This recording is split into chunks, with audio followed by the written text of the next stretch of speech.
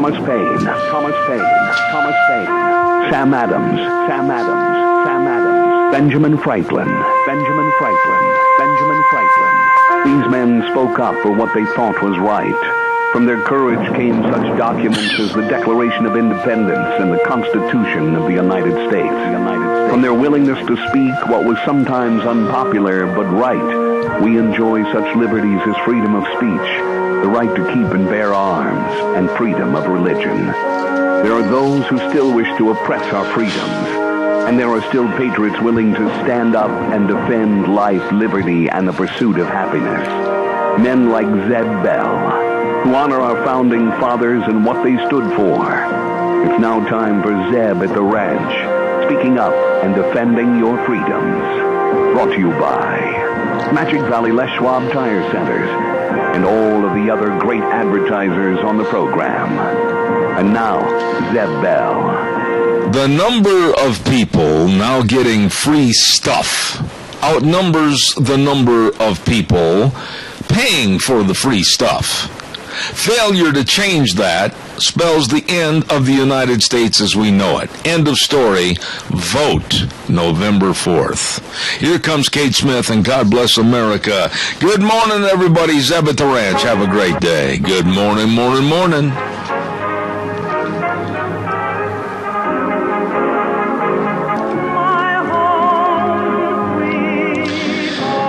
Good morning. I'm Zeb Bell, Zeb at the Ranch, and our major sponsor, your Magic Valley Les Schwab Tire Centers. Thank you. Wonderful people to work with, and all 7 locations, along with some of our great advertisers, including Lee's Furniture, Floors, and More at 459 Overland and Burley, and our friends at Western Waste Services, always at your disposal. Get on the route service today. Call them 734-6969. And right now, we had a little visit a few minutes ago about hectic times on the old radio for the next couple of weeks with all the political ads, but we will remain friends. We will not have a duel at 30 paces. Good morning, Gina.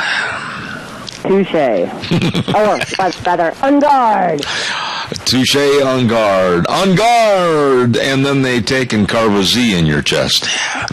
Yeah, really. So, everything's in, loaded, we're ready to go. We are ready. Hey, listen, thank you for all you do, and do we have a pledger? Oh, you bet.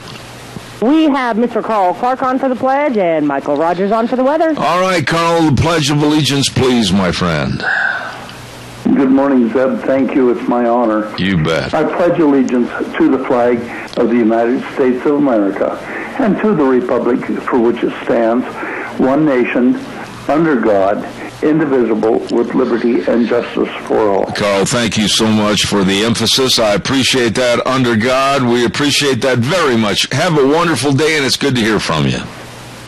You too, my friend, and thank you. All right, thank you. Time for the weather, and the weather is brought to everybody by Cheney Flooring and Home Design, 1228 Oakley Avenue in Burley.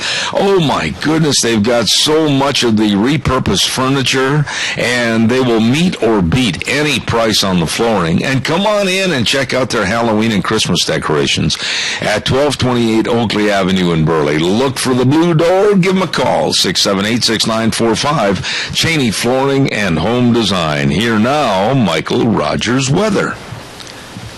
You got cloudy, yucky weather today, but it's going to clear up later on tonight, but that's not going to take care right now. So you got rain in the forecast. Your weather story is going to be winds. Should be kicking up to about 30 miles an hour later on today. Clearing out tonight, and you got a nice day tomorrow. 57 for the high today. Enjoy the weather. It's the only weather you got. Thank you, the best weatherman in the world, Michael Rogers Weather.com. Brought to everybody by Cheney Flooring and Home Design at 1228 Oakley Avenue in Burley. Look for the blue door or give them a call at 678-6945. Hey, by the way, real quick, I want to remind you, too, that Thursday every week is sale day at the Burley Livestock Commission Company down at the Burley Livestock Sale Yard, 1100 Occidental Avenue in Burley. Number to call the office, 678-9411. Now, they are having some ripping good sales, and if you want to call Merv May direct at 431-5735 or Cade Rogge at 431-0074 or Lance Udy at 431-4174 for consignments. This is the livestock sale that works for you. Every Thursday, sale time starting at 10 o'clock, 678-9411, Burley Livestock Commission Company, 1100 Occidental Avenue in Burley. You be there. Going to be another ripping good sale this week. All right, calls are welcome and appreciated. 436-22-4418-66927-4587. And we've got a lot of things to go through today. And for the next couple of weeks, I want to have your indulgence and your patience, please, so we can get everything in as far as all of our political announcements and still try to do all of our segments. And by the way, we've got a birthday boy today that lives out of Declo, and it's Ray Bagby. Anybody that sees Ray Bagby today, take him out, buy him a dish of ice cream. I hope about 400 people take him out for ice cream, and he'll look like the Goodyear blimp. Ray Bagby having a birthday, and happy birthday to him. Hey, Daryl's Cleaners. Oh, they can restore a lot of those items that some people are saying, why don't you just throw them away? No. You might have some antique type material and everything. Don't want to throw it away until you take it in and ask Kevin about it, because I'll tell you what, he knows about restoring items. And that's at Daryl's Cleaners, 1223 Albion Avenue in Burley. And easy to find, super nice people to work with, and they can clean almost anything. And restoration is the key at Daryl's Cleaners, 1223 Albion Avenue in Burley. Also, real fast, I want to say thank you to our friends at SafeLink Internet. It is Idaho's #1 choice for wireless high-speed internet. SafeLink Internet services, the fastest internet speeds, period. No contracts required, no credit checks, unlimited data. You tell them Zeb sent you and order your SafeLink Internet service now at 677-8000. That number again, 677-8000, SafeLink Wireless Internet. Really good, folks. Sergeant Tahmooressi, our Marine in Mexico, did nothing wrong, broke absolutely no laws, took a wrong turn, and quite frankly, his life has been upended. It's going to be a year before too long. And why is he still in jail? Why is he still in jail? Why isn't there a movement by the State Department? Why isn't there John Kerry sitting there and saying to President Nieto, let him go now? Why hasn't Obama picked up a pen or a phone that he always brags he has in his pocket and readily available for his illustrious executive orders? Why hasn't he tried to get him out? Now, don't give me this static. Please, don't do this. Don't call me and say that the president has much more to think about and many more pressing details. No, don't go there at all. This is a Marine that served his country on 2 duties over in Afghanistan. Let's not go there at all that this Marine should have been let loose a long time ago. And I say let him go now and make the threat of power or economics so severe that Nieto of Mexico and others will understand. They better get the job done, not 5 minutes from now, but right now. Caller, good morning. You're on the air. Good morning, Mr. Bell. I think the answer to your question is why is Tahmooressi still in prison in Mexico? Is because we have a very lazy and non-supportive government that doesn't give a hoot in a handbasket as to what happens to that young man. Well, Donna, that might be true. They will release 5 get-no prisoners for someone else. Well, that someone else is Bo Bergdahl, and I told you from the get-go, and I can prove this if anybody questions me, on tapes that were from programs gone by when Bergdahl was first found and brought back to American soil, per se, and the trade for 5 terrorist killers was made for Bergdahl. I said right off the get-go that it didn't smell right. I said there's something wrong, and you can check out the programming. I said I was not exactly in favor of trading anybody for Bergdahl because of what the allegations were for desertion of his post and leaving his comrades and just going to the other side. And how in the world can we support someone like that when we can't get this Sergeant Tahmooressi back from Mexico that did nothing wrong, Donna? I know, and I'm right there with you, Zeb. I think I'm kind of caught in the crossfires with this Bo Bergdahl thing. My personal opinion is he needs to be in the damn brig. Regardless of what they find in this investigation that we have heard nothing about. And it's been closed up, locked up in... young man who served... Well, we have a young man who served honorably 2 tours in Iraq that's wasting away with PTSD and God knows what else in a filthy, dirty Mexican prison. Yeah. I don't understand why President Obama has not picked up the phone and said, you either release our young man or you'll pay the cost of that.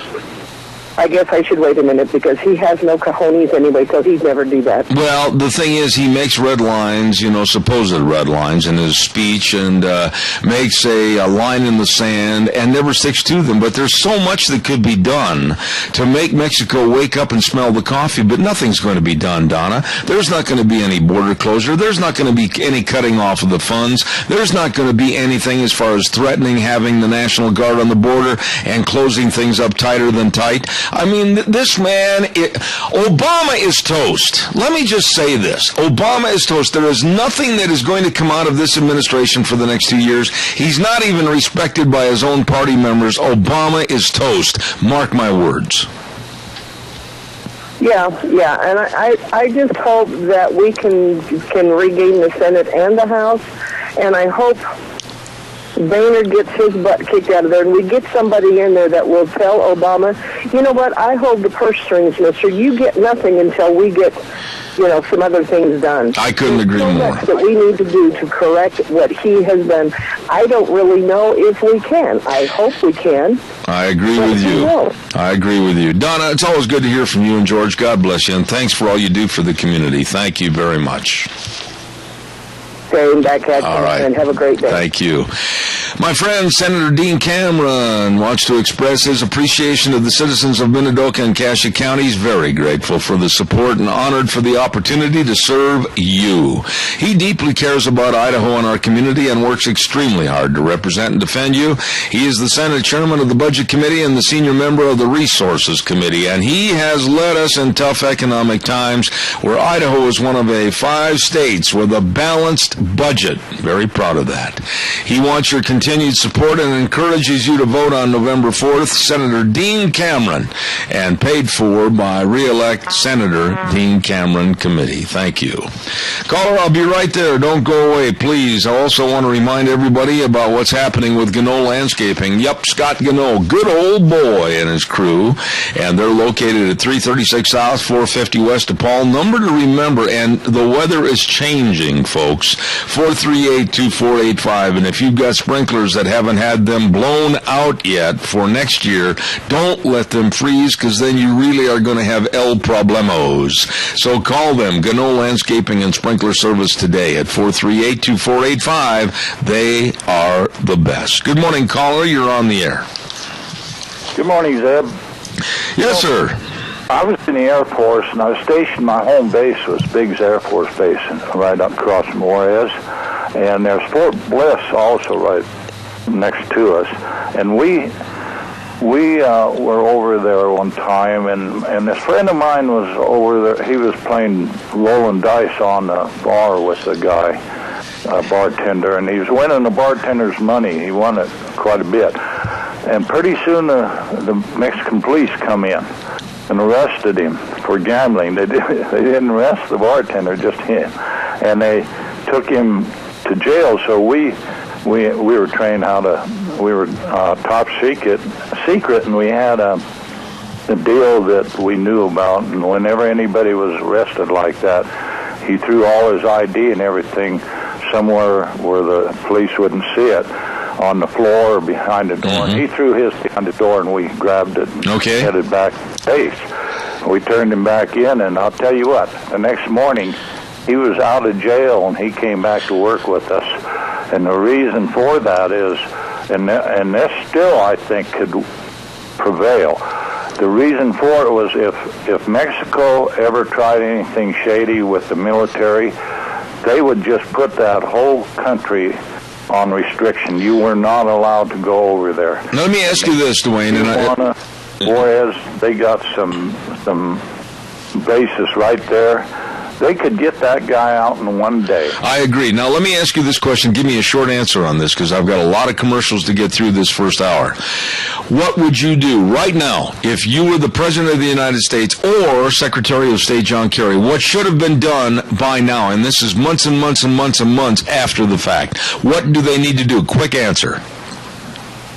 They if they did it before election, that would probably make him look good. I don't know anything make him look good right now, but that's what I would do. I would just restrict all traffic across that border.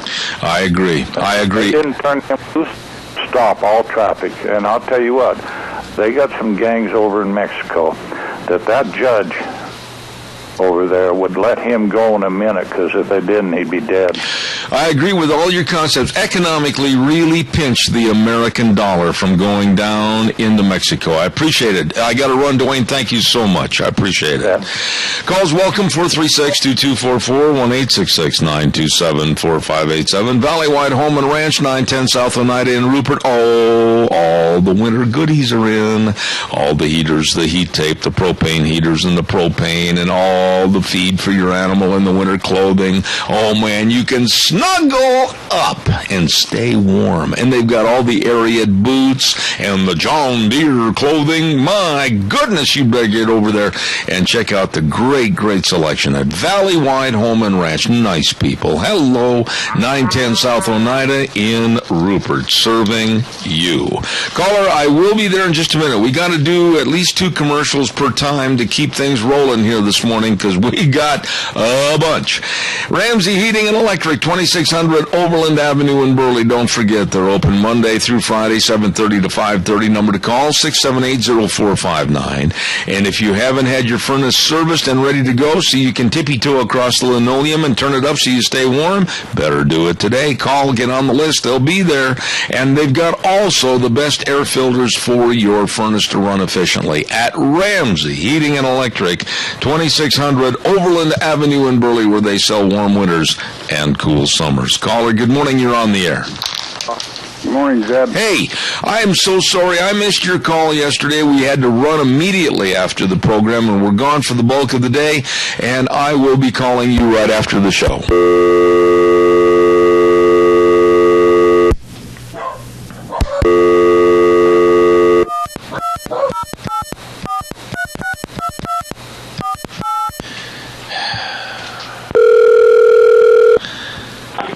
It's not him, it's the phone company.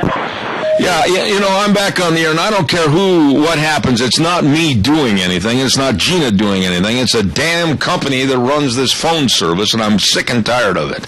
You're not the only one. Well, don't think it's us. I don't like that, and I'm very upset about this, so go ahead, please.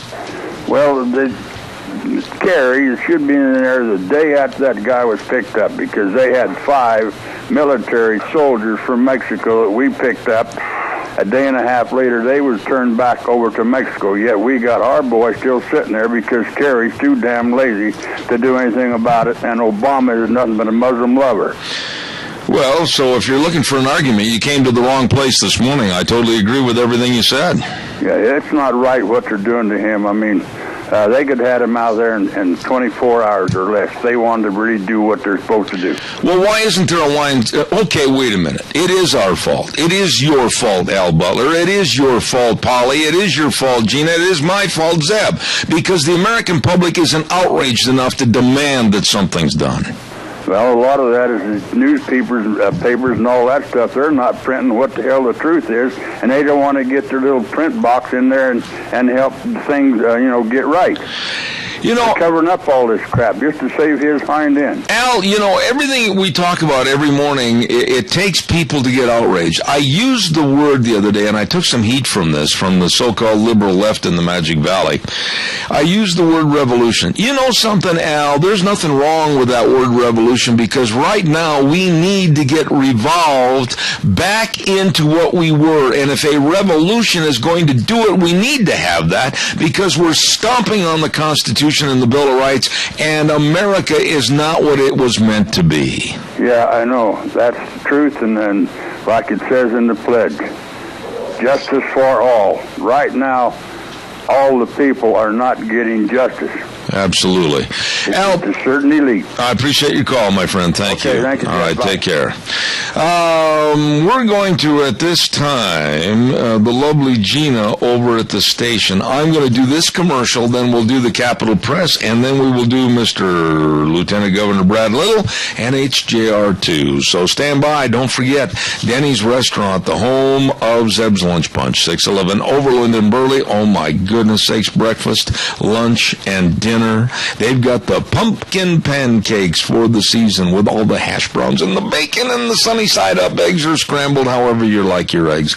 And it is fantabulous. The breakfast menus, lunch, and dinner. You're just going to have a great time every time you go there. At Denny's Restaurant, the service is absolutely outstanding. You're going to love it. Denny's Restaurant, 611 Overland and Burley. And our next lunch bunch is going to be on the 30th for our Halloween party. Everybody be there at Denny's Restaurant. Right now, the Capitol Press Ag Minute. Today's Ag Minute brought to you by the Capitol Press, the West Ag Weekly. A World Trade Organization compliance panel on Monday ruled against the United States regarding the treatment accorded to imported Canadian and Mexican cattle under USDA's 2013 final rule amending mandatory country of origin labeling for beef and pork. In addition, the panel found the amended labeling measure increases the original rule's detrimental impact on the competitive opportunities of imported livestock in the U.S. market. The ruling stated the amended rules necessitates increased segregation of meat and livestock, entails a higher record-keeping burden, and increases the original measure's incentive for consumers to choose domestic over imported livestock. This is Brandon Tenner. For more agriculture news and information, turn to the West Ag Weekly, the Capitol Press, and CapitolPress.com. Hi, and thank you very much. I'm Brad Little, and I'm running for Lieutenant Governor. Idahoans are some of the most innovative and hardest working people in the world.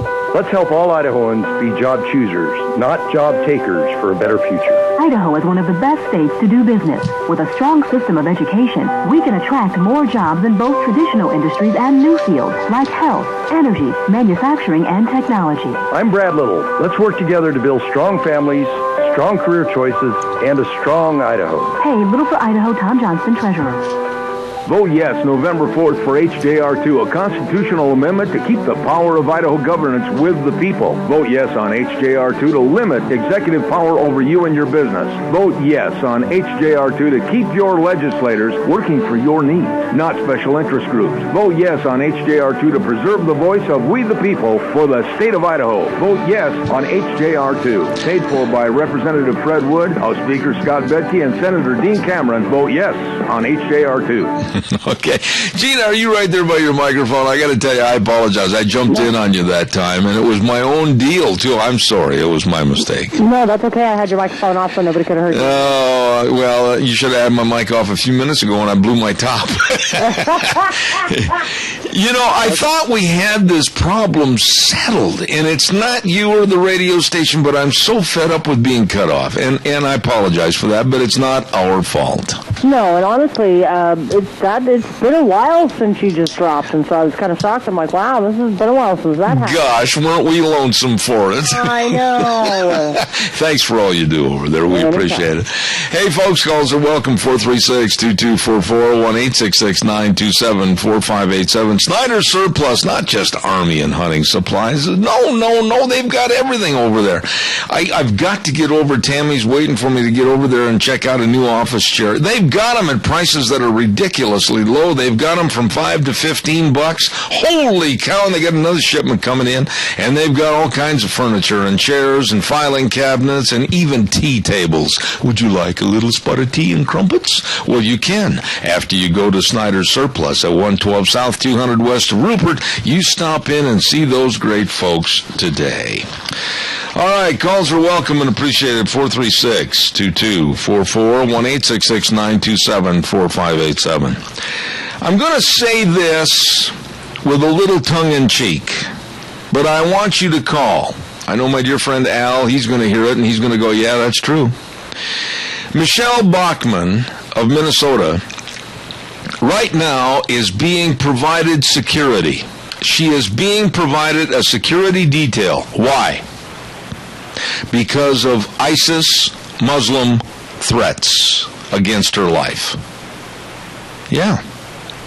And when I heard that last night, and I heard the story again this morning about Michelle Bachmann's life being threatened by ISIS, I'm not going to pull any punches. You know whose name came to the forefront in my mind, and that was Congressman Mike Simpson.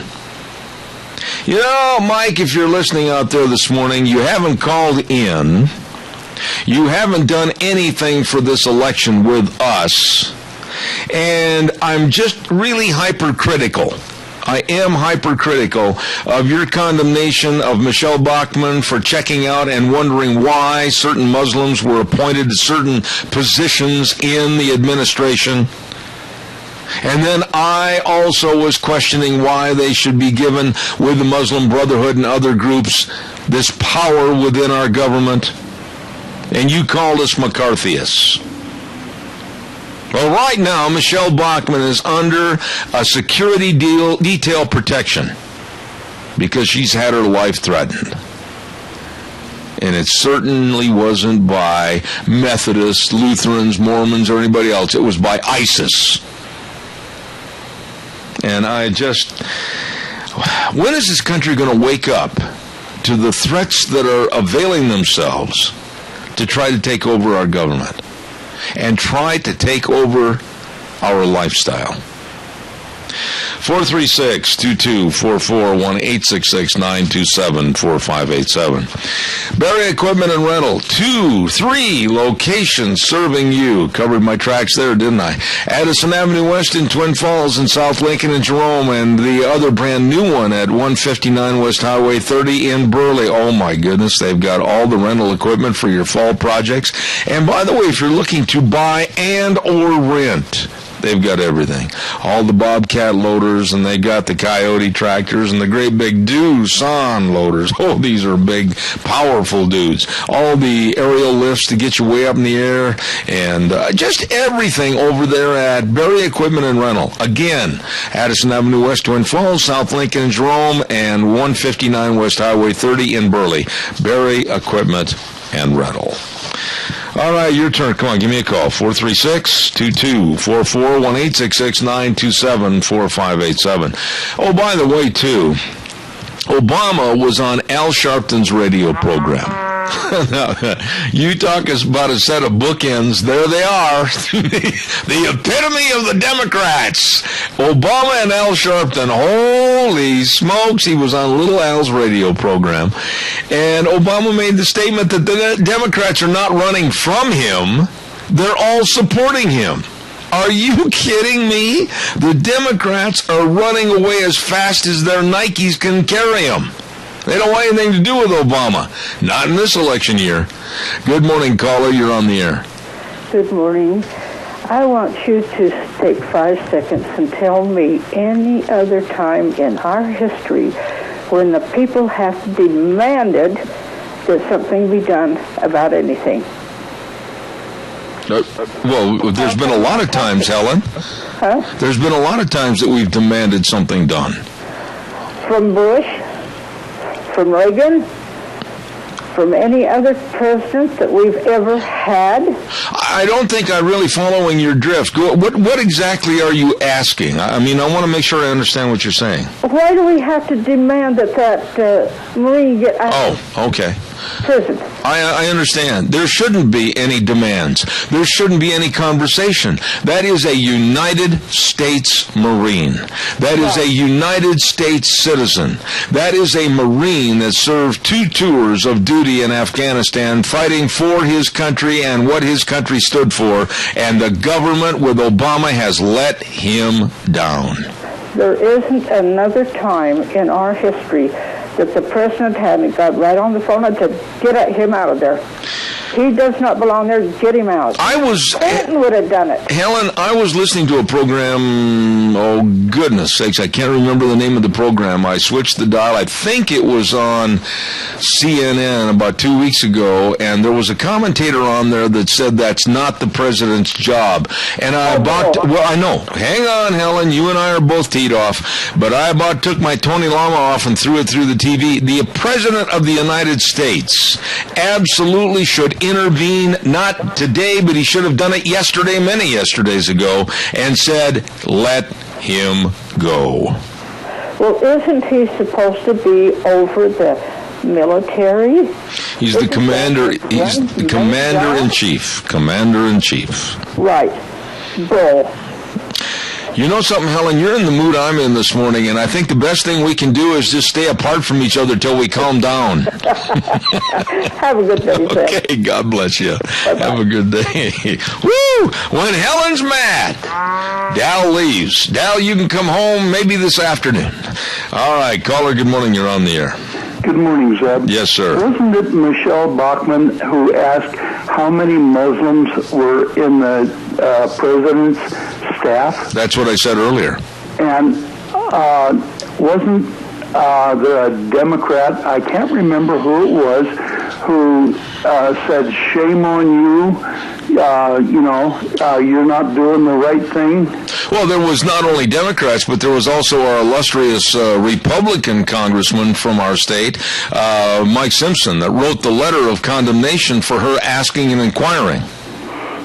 Yeah, but he's a Democrat in Republican clothing is all. Well, you call him what you want, but I'm just saying that he was the main cog in the wheel that showed the influence to chastise Michelle Bachmann with that letter of condemnation. And I'm never going to forget that. And I'm going to be very honest with you. If Mike Simpson calls this radio program right now and wants to come on, the first question I'm going to say is, yes, Congressman Simpson, but first of all, an apology to me and others for calling us McCarthyists because we didn't trust the appointments of Muslim Brotherhood members to the administration. Yeah, good for you. Actually, I wish he wasn't there at all. I will never vote for him again, and even if I have to vote for a Democrat, I am really I guess ticked off is the best word. Well, you know something? You're such a dear friend, Carl, and I'll just tell you, Deanna and I have had quite a conversation about this. And I think Mike, and I've said this on the program before, and I'm going to say it again, and I know a lot of Republicans are cringing right now as to what I'm going to say. That's fine. Mike Simpson has done a lot of good things for the state of Idaho. He's done a lot of good things for agriculture, for our farmers and ranchers. He's done a lot of good things to represent our state. But I don't agree with him at all on his White Clouds issue, the Boulder White Clouds issue, and I certainly think he needs to give me, as a member of the media, and quite frankly the most listened to talk show in its time slot, an apology on behalf of Michelle Bachmann and others for lumping us together as McCarthyists because we are concerned about the Muslim influence in our government. And we should be concerned about the safety of our Congress. Yes, sir. And I don't know who put the guard on her, but I want to thank them. I want her safe, and I do want the Muslim Brotherhood to be sent to Mexico. No, because they'll just cross the line illegally and be back here anyway. Yeah, they can just flow through. Yeah. Carl, God bless you, man. Thanks. Have a great day, my friend. You too. Thank you. Don't forget, we've got so many great sponsors on this program and a lot of our great political ads. And Gina, at this time, if you would please, God bless you, please, let's hear from Senator Jim Risch. Mitt Romney on Jim Risch. Jim Risch is a person who you can count on to help build jobs, to say no to the growth of government, to say no to the growth of taxes, to say yes to family values, and to stand up for the people of our nation and the state of Idaho. This is a man of integrity, honesty, and character. Jim Risch is the person we can trust to fight for us in Washington. Jim Risch for the U.S. Senate. Thank you very, very much. We appreciate that. And I also want to remind you, too, re-elect Clark Kaufman as your District 25 representative to the legislature. Clark Kaufman has served on the Revenue and Taxation Committee, Transportation and Defense Committee, and the Business Committee. This man's been busy. He is honest, hardworking, and capable. And remember to vote on Tuesday, November 4th, and exercise your constitutional right. Vote Kaufman. Paid for by the committee to elect Clark Kaufman for Idaho State Representative for District 25 Seat B, Debbie Kaufman, Treasurer. And a little side note right there. What a nice guy. Just really a nice guy. And I know I called him with some questions one time, and he was right there, Johnny, on the spot to get us the information, and we really appreciate it. Clark's a good old boy. We appreciate that. Calls are welcome, 436-2244, 1-866-927-4587. Oh, I got to tell you, tonight is a big night for me. I know there's people out in the audience that are going, baseball? I don't like baseball. I love baseball. I love baseball. Played a lot of baseball. Love baseball. Tonight's the first game of the World Series in Kansas City between the Royals that haven't done anything for over 30 years. 60-some plus more years, and they'll be as bad as my Cubs. Anyway, between the Royals and the Giants tonight, and it should be a jam-up, great World Series. Prediction? Oh, boy. My heart says the Royals, but my common sense says the Giants are on a roll. So we'll see what happens. Calls welcome, 436-2244, 1-866-927-4587. This ought to absolutely burn your bacon this morning. I'm not kidding. This will burn the bacon for you. There was a report out last night that over 50, listen closely to what I'm going to tell you, over 57,000 federal workers have been told to stay home over the last couple of years. 57,000 federal workers have been told to stay home on administrative leave and still get paid. Over $800 total million. Yeah, over $800 million. Some have been on administrative leave for over 3 years and said, nah, stay home, rake the lawn, take the kids to the zoo, we'll give you your full paycheck. And some of those people are like the IRS's Lois Lerner. She makes over $100,000 a year, and she's not doing anything. Crocheting, calling her girlfriends, maybe meeting at the mall, on our money. Why I am so incensed at this is that I was watching this report this morning, and you and I, the taxpayers, are paying for this idiocy and this leniency in government that costs us money. Why? If I don't come to work and sit at this desk, I don't get paid. If I have to go to the hospital or I have to go someplace, I have to hire someone else to come in and do the program and pay again. These people are not doing one doggone thing. Stop myself. And they're getting a full boat paycheck. And we, the taxpayers, are absolutely, we're dumber than a post for putting this up with this. And I cannot wait for Crapo and some of these others to give me a call. I'm going to ask them why. Why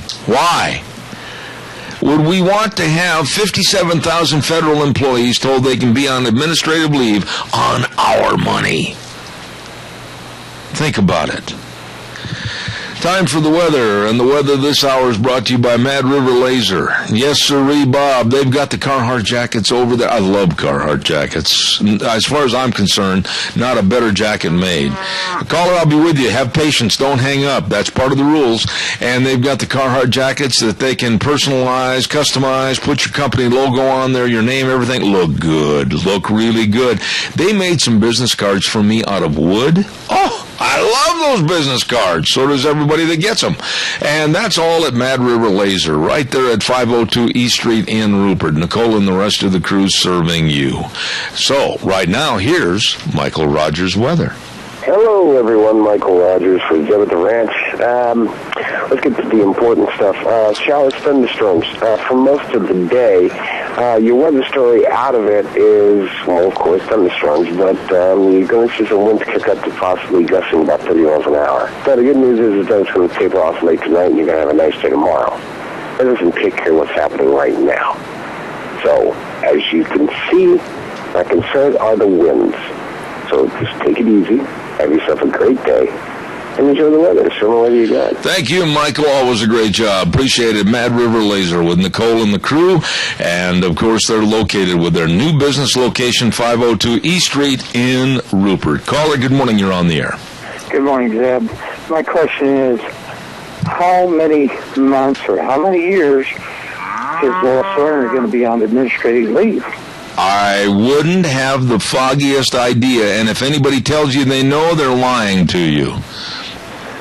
Here's my problem with it, partially, is the fact that she's getting her paycheck. Yep. And in her paycheck, the government pitches in her retirement. Yep. So the longer she works, yep, the more we gotta pay. Yep, don't you just love it? You are basically her supporter. Don't you just feel like you want to call her up and just say, gee, we're hoping you're having a good day on our nickel? Yeah. Oh, I just want to mention one other thing, Zeb, on Kaufman for representative. Yes. He did a commercial with. Yes. I served with him when I was a commissioner on the Highway District. He was the president of the Idaho Highway District Association. Yeah.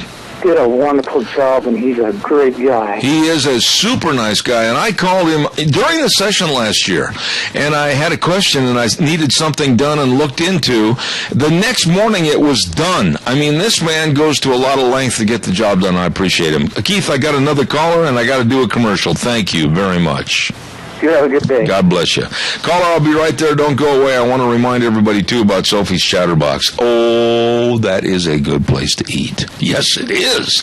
Breakfast, lunch, or supper. And they're open Monday through Friday, 6 to 6. Saturdays and Sundays, 6 to 2. And they've got a bakery over there. Knock your Nikes off. It's delicious. Wedding cakes, cookie bars, homemade bread, delicious cinnamon rolls. Those cinnamon rolls. Everybody loves them. Sophie's Chatterbox, 530 East Street on the Square in Rupert, 436-0354. Caller, good morning. You're on the air. Good morning. I have a good friend. His name is Jim Beers, and he used to work for the U.S. Fish and Wildlife Service in Washington, D.C. And he uncovered a $67 million that had been taken from sportsmen by environmental groups of Pittman Robertson funds, and he reported this. Well, that was not something that you should do, and the last 10 months of his employment with the government was spent at his house, and he got his check for that 10-month period. Yep. We've had extensive talks about this, and the GAO did an investigation into this, and they found that he was completely right, and that money was taken, and everything was fine, but he was told to stay home and get his check in the mailbox. $800 million of waste, of fraud, of not working for it, not earning it, paid by you and me and everybody else.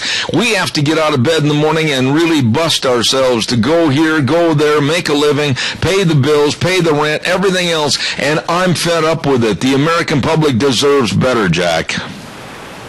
Well, I agree. But it's very common, I guess. Yeah.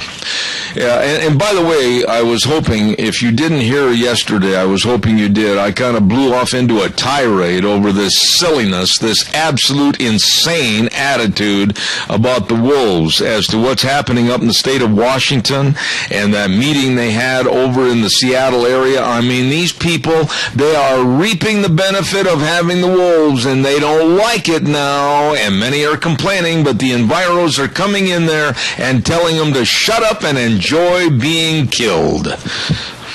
Well, when it gets to the point where they did what they're doing in Wisconsin, yes, and hiring that wolf specialist or whatever it is, where they can hunt wolves with dogs in Wisconsin, and they have to, if you get one, you have to call the federal government, and they send the guy out, the specialist, while you skin this animal to see if he's been bitten by a dog. And then if he has been, you're in deep trouble. Jack, let me ask you real quick, and I got to do another commercial break, but where is this leading to? Like I said yesterday, and you can correct me because nobody knows more about the wolf problem than you do, but we made an agreement for 150 wolves in this state of Idaho with the U.S. Fish and Wildlife Service. That is etched in stone, if you will. Now there are admittedly many, many, many more, and people have estimated we might have between 12 and 1,400 in the state of Idaho. And now the wolf lovers and all the enviros and the ecos are crying foul and saying, no, they don't want any more wolves killed. I'm saying shoot, shovel, and shut up. Keep your mouth shut at the coffee shop and go get it done. I had information yesterday and talked to the guy that's been in Washington, D.C. on this, and I have a lot to say on the issue. And I would like to take the opportunity sometime to say it. All right. What we're facing right now. All right. Tell you what, Jack, call me after the program and we'll get you back on here. I want to talk to you about it. Thank you. I'm on my way to Arco right now, and I'll be out of radio or out of phone service for a while today, so all right. Well, those might be later. All right, buddy. I'll look forward to it. Thank you, Jack. Appreciate your call. Thank you. See you. All right. Hey, don't forget our 7 locations of your Magic Valley Les Schwab Tire Centers. Now, I want to say this. They have been with me for a long, long time on this program, and I value each and every one of my sponsors and advertisers. And I tell you what, I will go to bat for them as they have gone to bat for me, and I really appreciate them. And right now, they're having a huge tire sale at your Magic Valley Les Schwab Tire Centers, and they've got tires for your cars, your pickups, your SUVs, horse trailers, whatever. Now is the time. Now is the time to check out all the great tire buys at your Magic Valley Les Schwab Tire Centers. Each and every location just is absolutely bound to provide you the best in service. I mean it. The best brake value service, the best front end alignment service, the best shocks and struts. They've got the best in batteries. The weather's going to get colder. Make sure you got a good battery. I'm telling you, service always reigns supreme at your Magic Valley Les Schwab Tire Centers with Lane and Rupert, Dave on Blue Lakes and Twin, Mike and Buell, Mike and Jerome, Twist Family and Paul, John on Poline and Twin Falls, and Randy on Overland and Burley. The best. Your Magic Valley Les Schwab Tire Centers. The best. All right, give me a call, 436-2244, 1-866-927-4587. Hey, by the way, Four Paws Bed and Bath, I want to just say this real quick and then we'll take a call. Every year they have an amazingly fun time for their Halloween party for the pets and the owners and everything over at Four Paws Bed and Bath. They're going to do it again this year, but it's going to be one day later than Halloween. It's going to be on Saturday, November 1st, from 11 a.m. to 3 p.m. Mark it on your calendars. They're going to have that pet Halloween party at Four Paws, refreshments for both people and pets, and have all kinds of pictures taken, and toys and treats and food are there at great sale prices. All of this at Four Paws Bed and Bath. Halloween party for you and your pet at 370 West 200 South of Paul, and that's going to be November 1st. Don't miss it. Whew. Wow, busy. What else have we got here that I need to mention to you real quick? We talked about the waste in the money, talked about the World Series, we talked about little Al Sharpton and Obama teaming up on the radio, and it's such a joke. It's comical to see Al Sharpton and Obama on the same stage, let alone listen to these two on the radio. If I were Obama and the absolute vile and filthy and disgusting things that Al Sharpton says, and he's associated with him now on his radio program and everything, and then he has the nerve yesterday, Obama says, oh, the Democrats aren't running from me. No, they all support me and my policies. Are you kidding? There's Democrats that are at the starting line waiting for the gun to go off so they can run in the opposite direction of Obama. They don't want anything to do with him. We're going to take a little break and come back next hour. We're going to be really interesting. We got a new person coming on the program we've never talked to before. His name is Dustin Siggins with LifeSite News. He's a correspondent, and he's going to be talking about our loss of religious liberty. Don't go away, Zeb at the Ranch. I'll be right back. Oh, yeah. What a great day. I love cloudy days as well as I love sunny days. Cloudy days, for some reason, they make me want to stay and get more work done in the office. Yeah, right. Anyhow, good morning, Zeb at the Ranch. I'm Zeb Bell, brought to you by our major sponsor, your Magic Valley Les Schwab Tire Centers, all 7 locations serving you, along with some of our great advertisers, and that's Lee's Furniture, Floors, and More at 459 Overland in Burley, and our friends at Western Waste Services. From the canyons of the Snake River and all across southern Idaho, we're always at your disposal. Western Waste Services, we care about our community, our resources, and this great land. Western Waste Services is lending a hand, always at your disposal. They've got it all for you. They take care of your garbage, always at your disposal. And don't forget, they got the Go Mini portable storage units for contractors, everybody. And I'll tell you what, these are really, really handy. Check them out. Call them at 734-6969. Also, check out all the dumpsters in various sizes. Fill them up, load them up with garbage. Call them and say, please come get it. They will right away. You better believe it. They are always at your disposal. Western Waste Services. You call them today, 734-6969. Oh, my goodness sakes, we got a lot of things going on. We're going to have our guest with us in just a few moments, so stand by. I also want to say thank you very, very much to Hanson Mortuary. I mean, Joel Heward has been so helpful, and what a great community serviceman he is. He's always involved in different things going on around the area, very supportive of our lunch bunch. And Hanson Mortuary, of course, located at 710 6th Street in Rupert, with very flexible hours. They are there when you need them. Please call that number, 436-5636. Always serving the public with the highest ethical standards with unquestioned integrity. That's Hanson Mortuary, 710 6th Street in Rupert. Joel Heward and his staff at 436-5636. Let's go to the phone lines, and I have never had this man on my program. I'm looking forward to talking to him. He is a correspondent with LifeSite News out of Washington, D.C., and that, of course, is Dustin Siggins. Good morning, Dustin. How you doing? Hey, I'm well, sir, and yourself? Not too bad. Dustin, tell us a little bit about your publication, Life Site News. What do you do?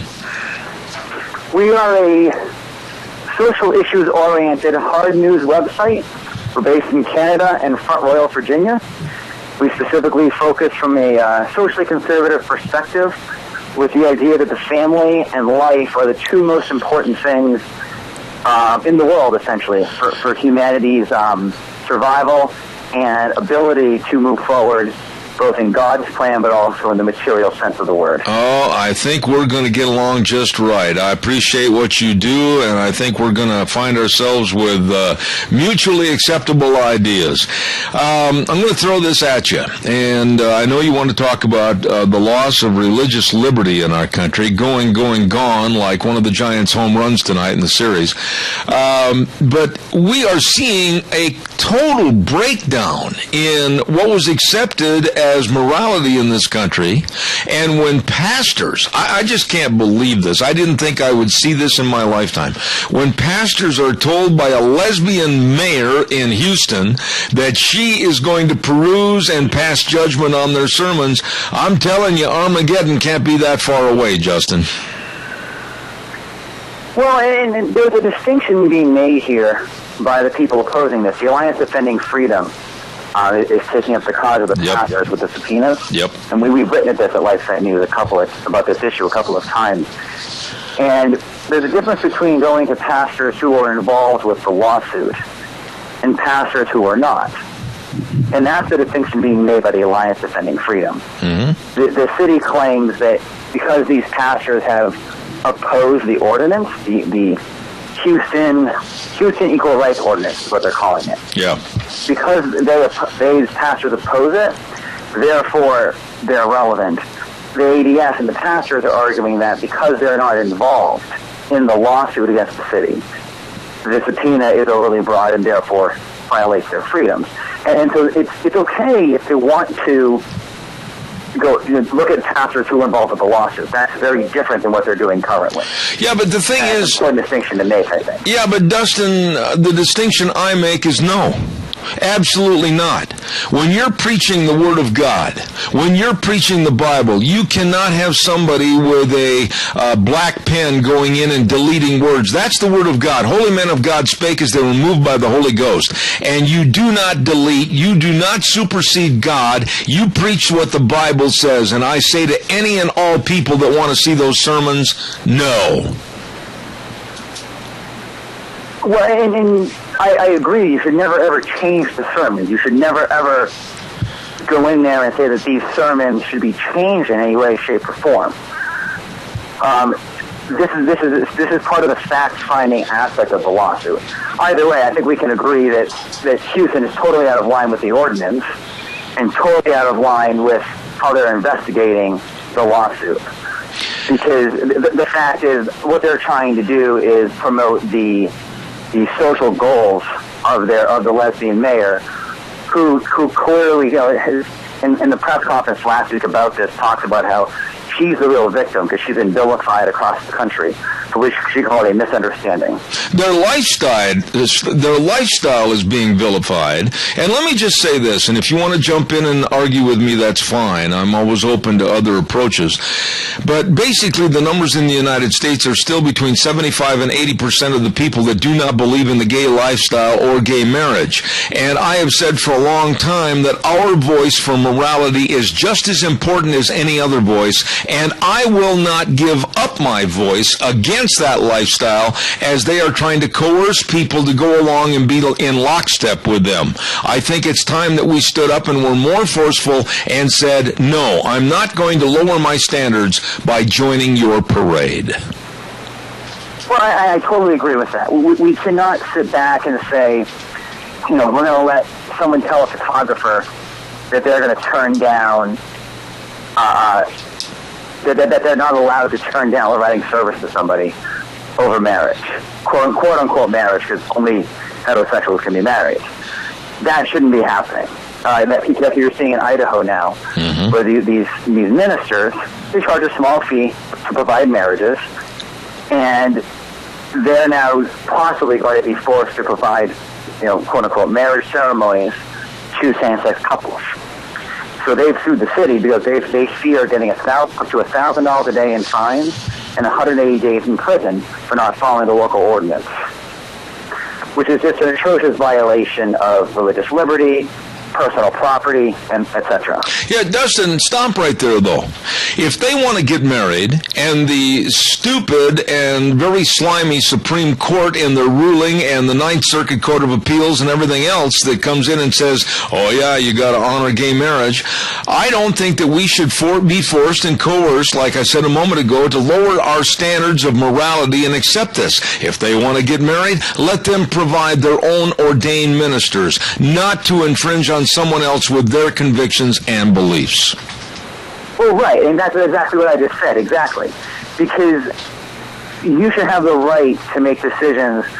As long as you're not infringing upon the rights of somebody else, then you should be able to do what you want with regards to your own life and how you run your business. No one has a right to your property. No one has a right to violate your religious beliefs. And that's one problem we're seeing. You're right. We do have a majority Christian country. Unfortunately, most, hard-working Christians are raising kids and doing things to make this country productive. Mm-hmm. Whereas the people who are complaining have very little else to do. And if you look at the amount of money going into the gay marriage movement, it dwarfs the real marriage movement in the country. Yeah. So what do we do? That's no problem. What do we do, Dustin? I'm very adamant that I am not going to change. They can call me a bigot. They can call me a hate monger. But you know what?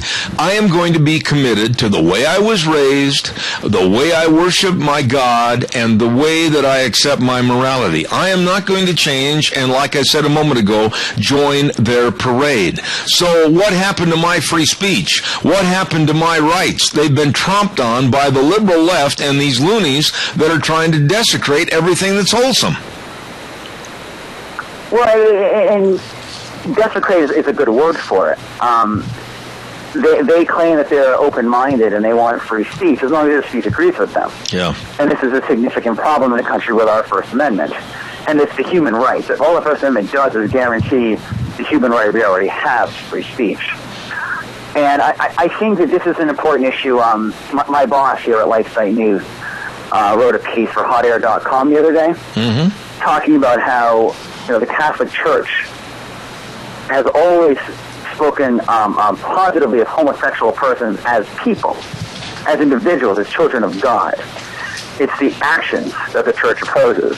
And this has been twisted, I think, by the homosexual activists, oftentimes on purpose, but also out of ignorance by the average American, the average person, with lacking understanding of the separation between an action of somebody and who they are as persons.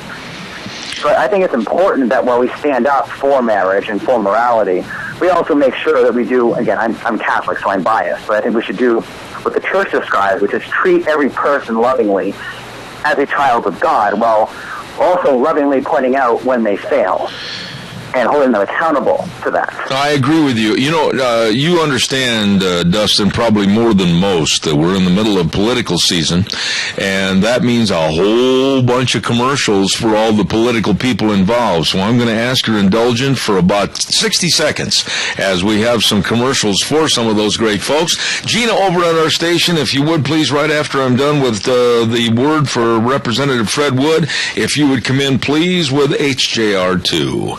Representative Fred Wood running unopposed for representative in District 27. Fred is the chair of the Health and Welfare Committee and also on the Resources and Environment Committee. He listens. This man listens and works for the people of District 27, protecting Idaho's water, creating a positive economic environment, and supporting natural resources. Fred would like to thank everybody that's voted for him in the past and encourages everybody to vote on November 4th. And don't forget, vote yes for the Constitutional Amendment, HJR2. Paid for by Fred Wood for House Seat 27.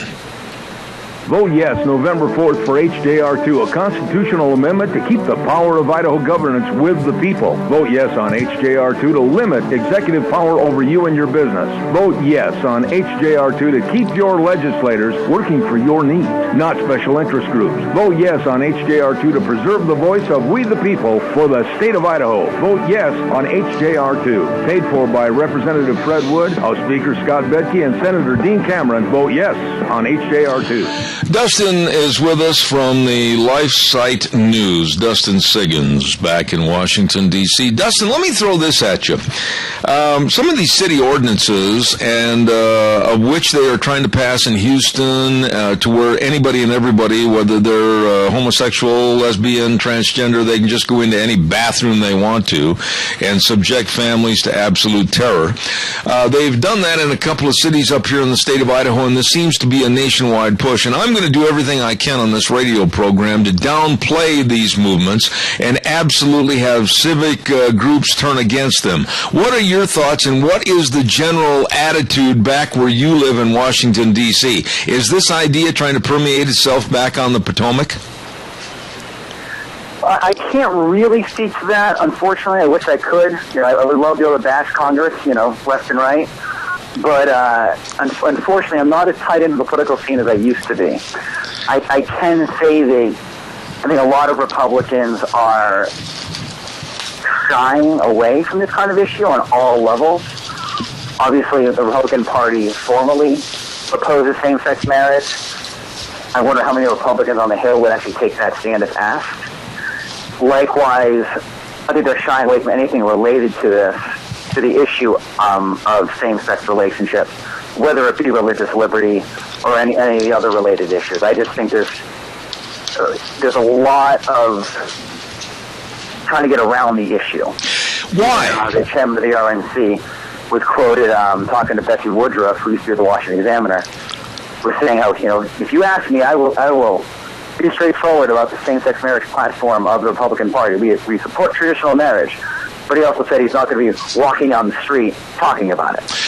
It does. So it's a gradual path we're seeing. Yeah. Dustin, therein lies the problem with what's going on in the world today. Now, again, I'm an old man. I'm 67 years old, okay? And I make no bones about it. I've got my value system, and I'm not going to change.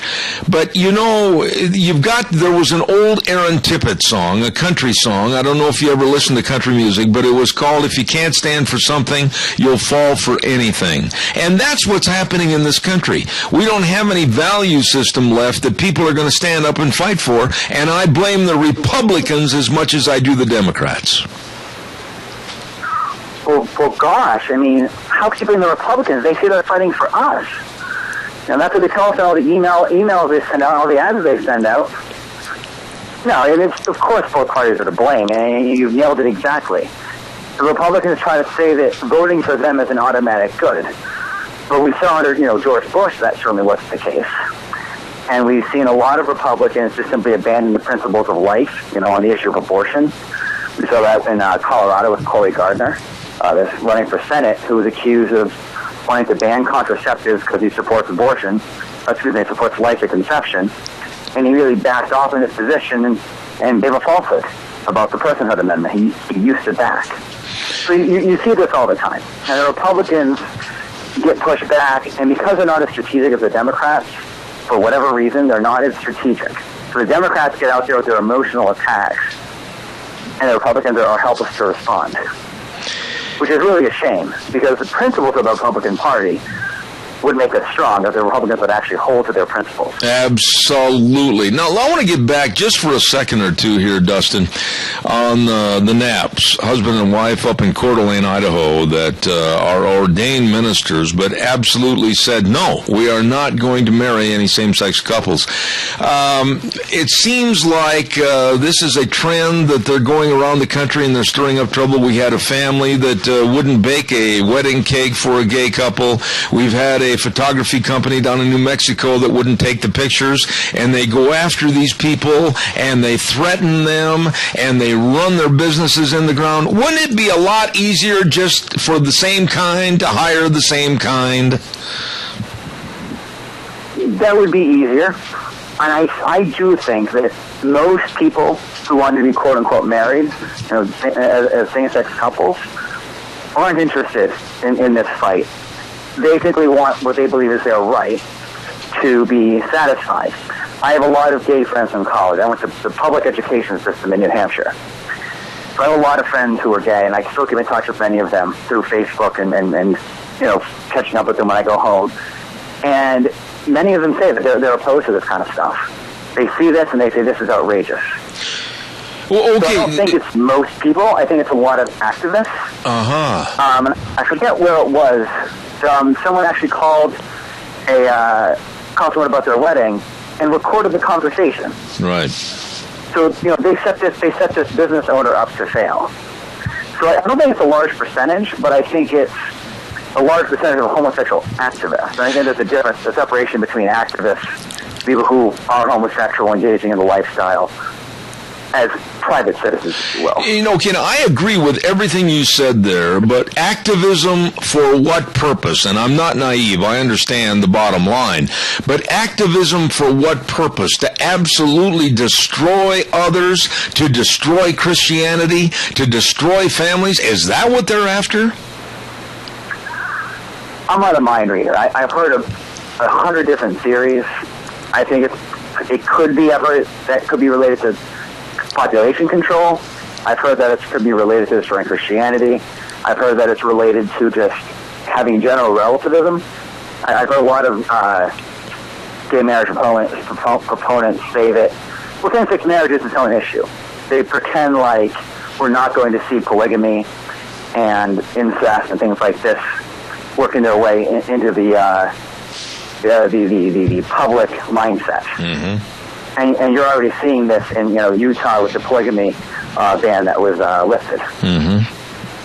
And so I think it's about trying to create relativism where, hey, we can do whatever we want to because each of us individually has our own set of values that's equally valid to everybody else. In the real world, of course, that doesn't work. And that we can talk about that from anything from taxes to religions. Why do people come to America versus they don't go to Afghanistan, for example? We can talk about that in a whole broad spectrum of public policy and cultural issues. But one of the things they forget is they don't want to talk about HIV/AIDS. Most devastatingly harms men who have sex with other men. That's right. And they don't want to talk about that reality because that doesn't fit in with the relativism. When you have no moral relevancy, you have a 5-letter word which will take over any society, and that's chaos.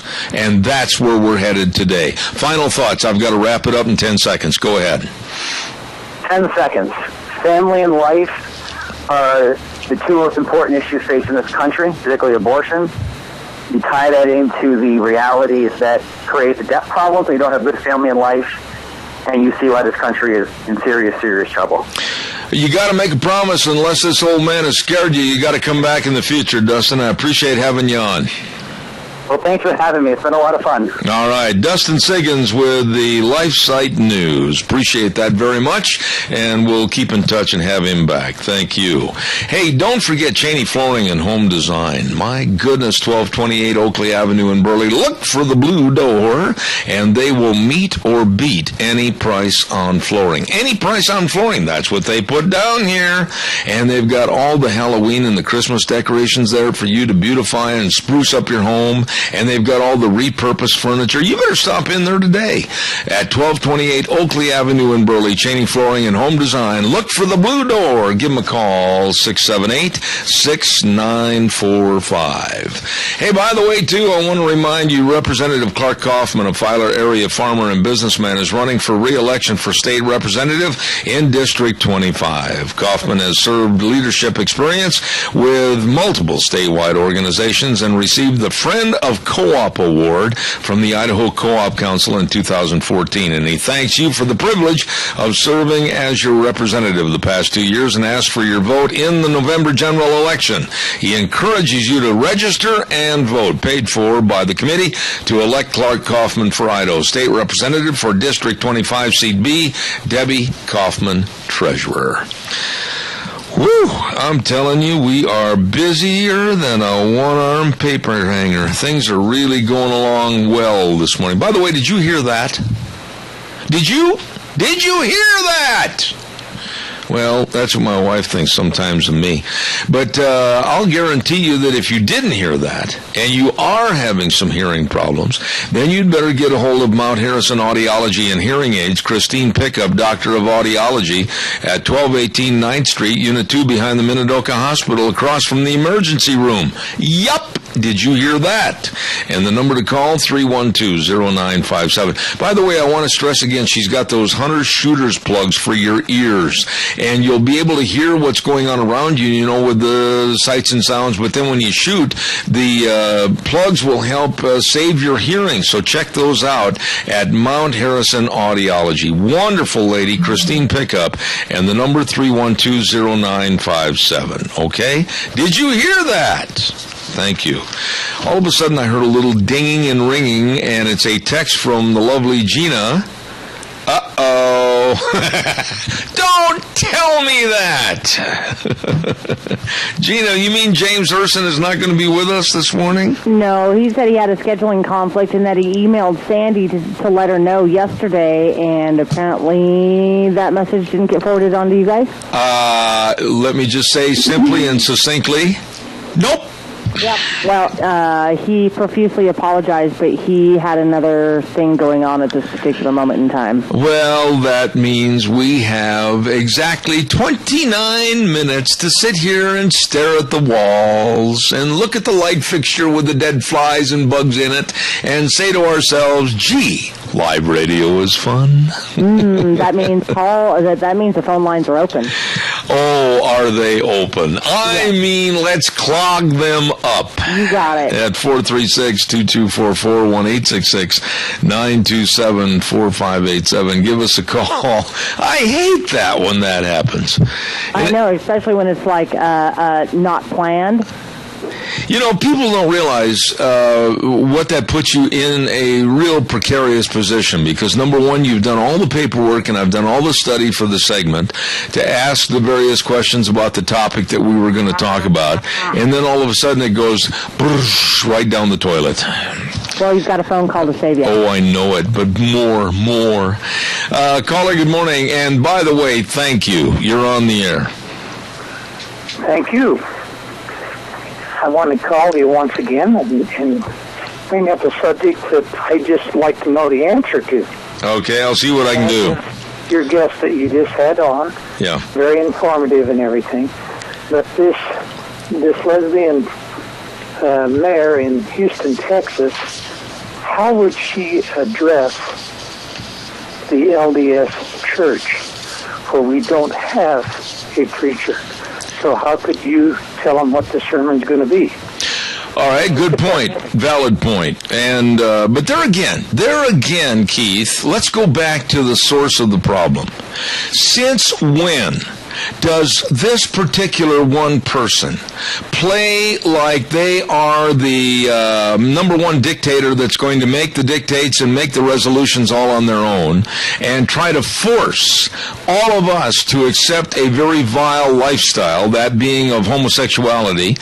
And I absolutely think every single pastor should just absolutely ignore the edicts of that office, basically laugh her out of office, and start a petition drive to get her removed from office. The freedom of our press, the freedom of our Constitution, our First Amendment, everything should be thrown in her face, and she should be ridiculed into leaving the mayoral office of Houston, Texas.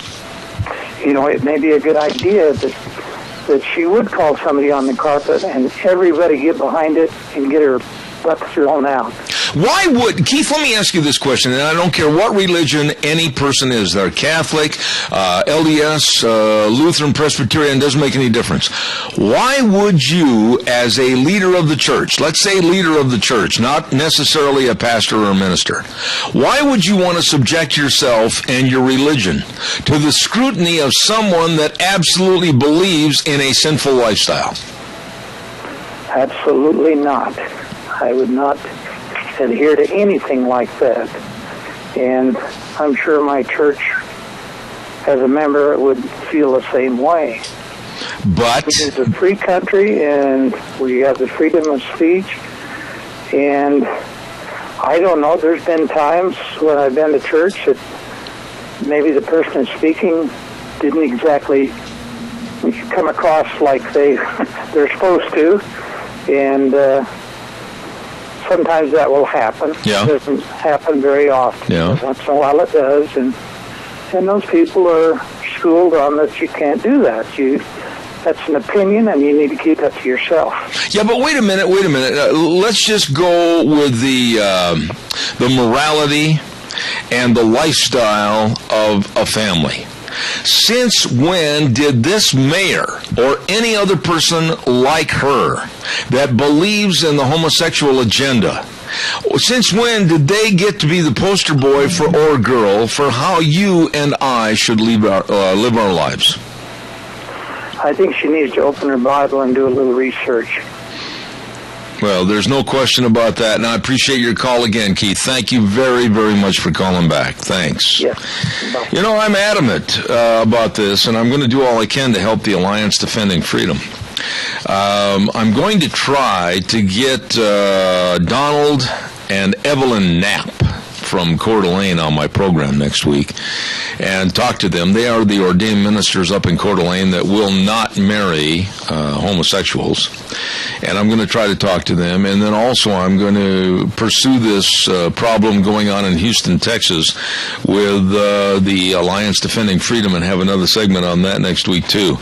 But it boils down to this, and I said this a few minutes ago with Dustin Siggins, and I stand behind what I say, that our numbers of moral people with families are in the 80 percentile numbers, the majority, which should rule, and we do not believe in the gay lifestyle or gay marriage.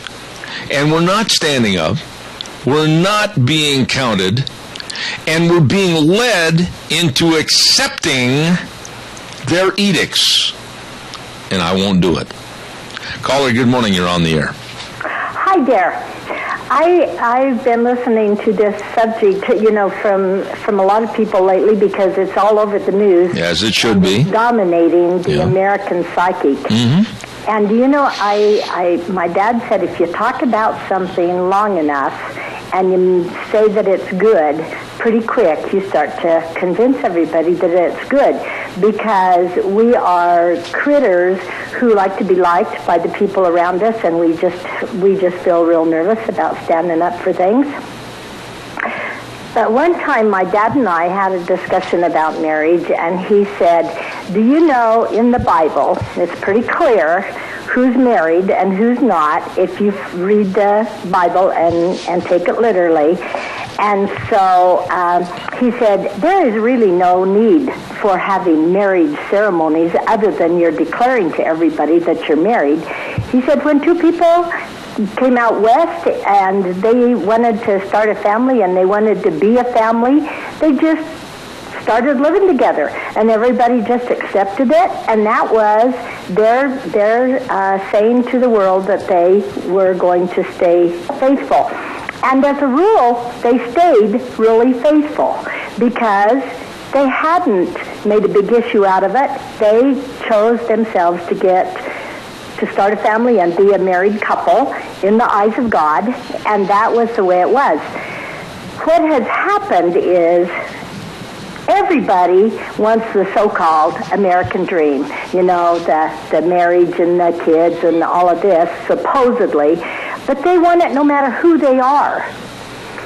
And we have just simply turned our back on the forefathers of our country who were very principled people. I would add one thing, Chris, and you're a good enough friend that I think you'll understand. I'm not disagreeing with you at all. I agree with you. But I would add something to the verbiage that I didn't hear you say.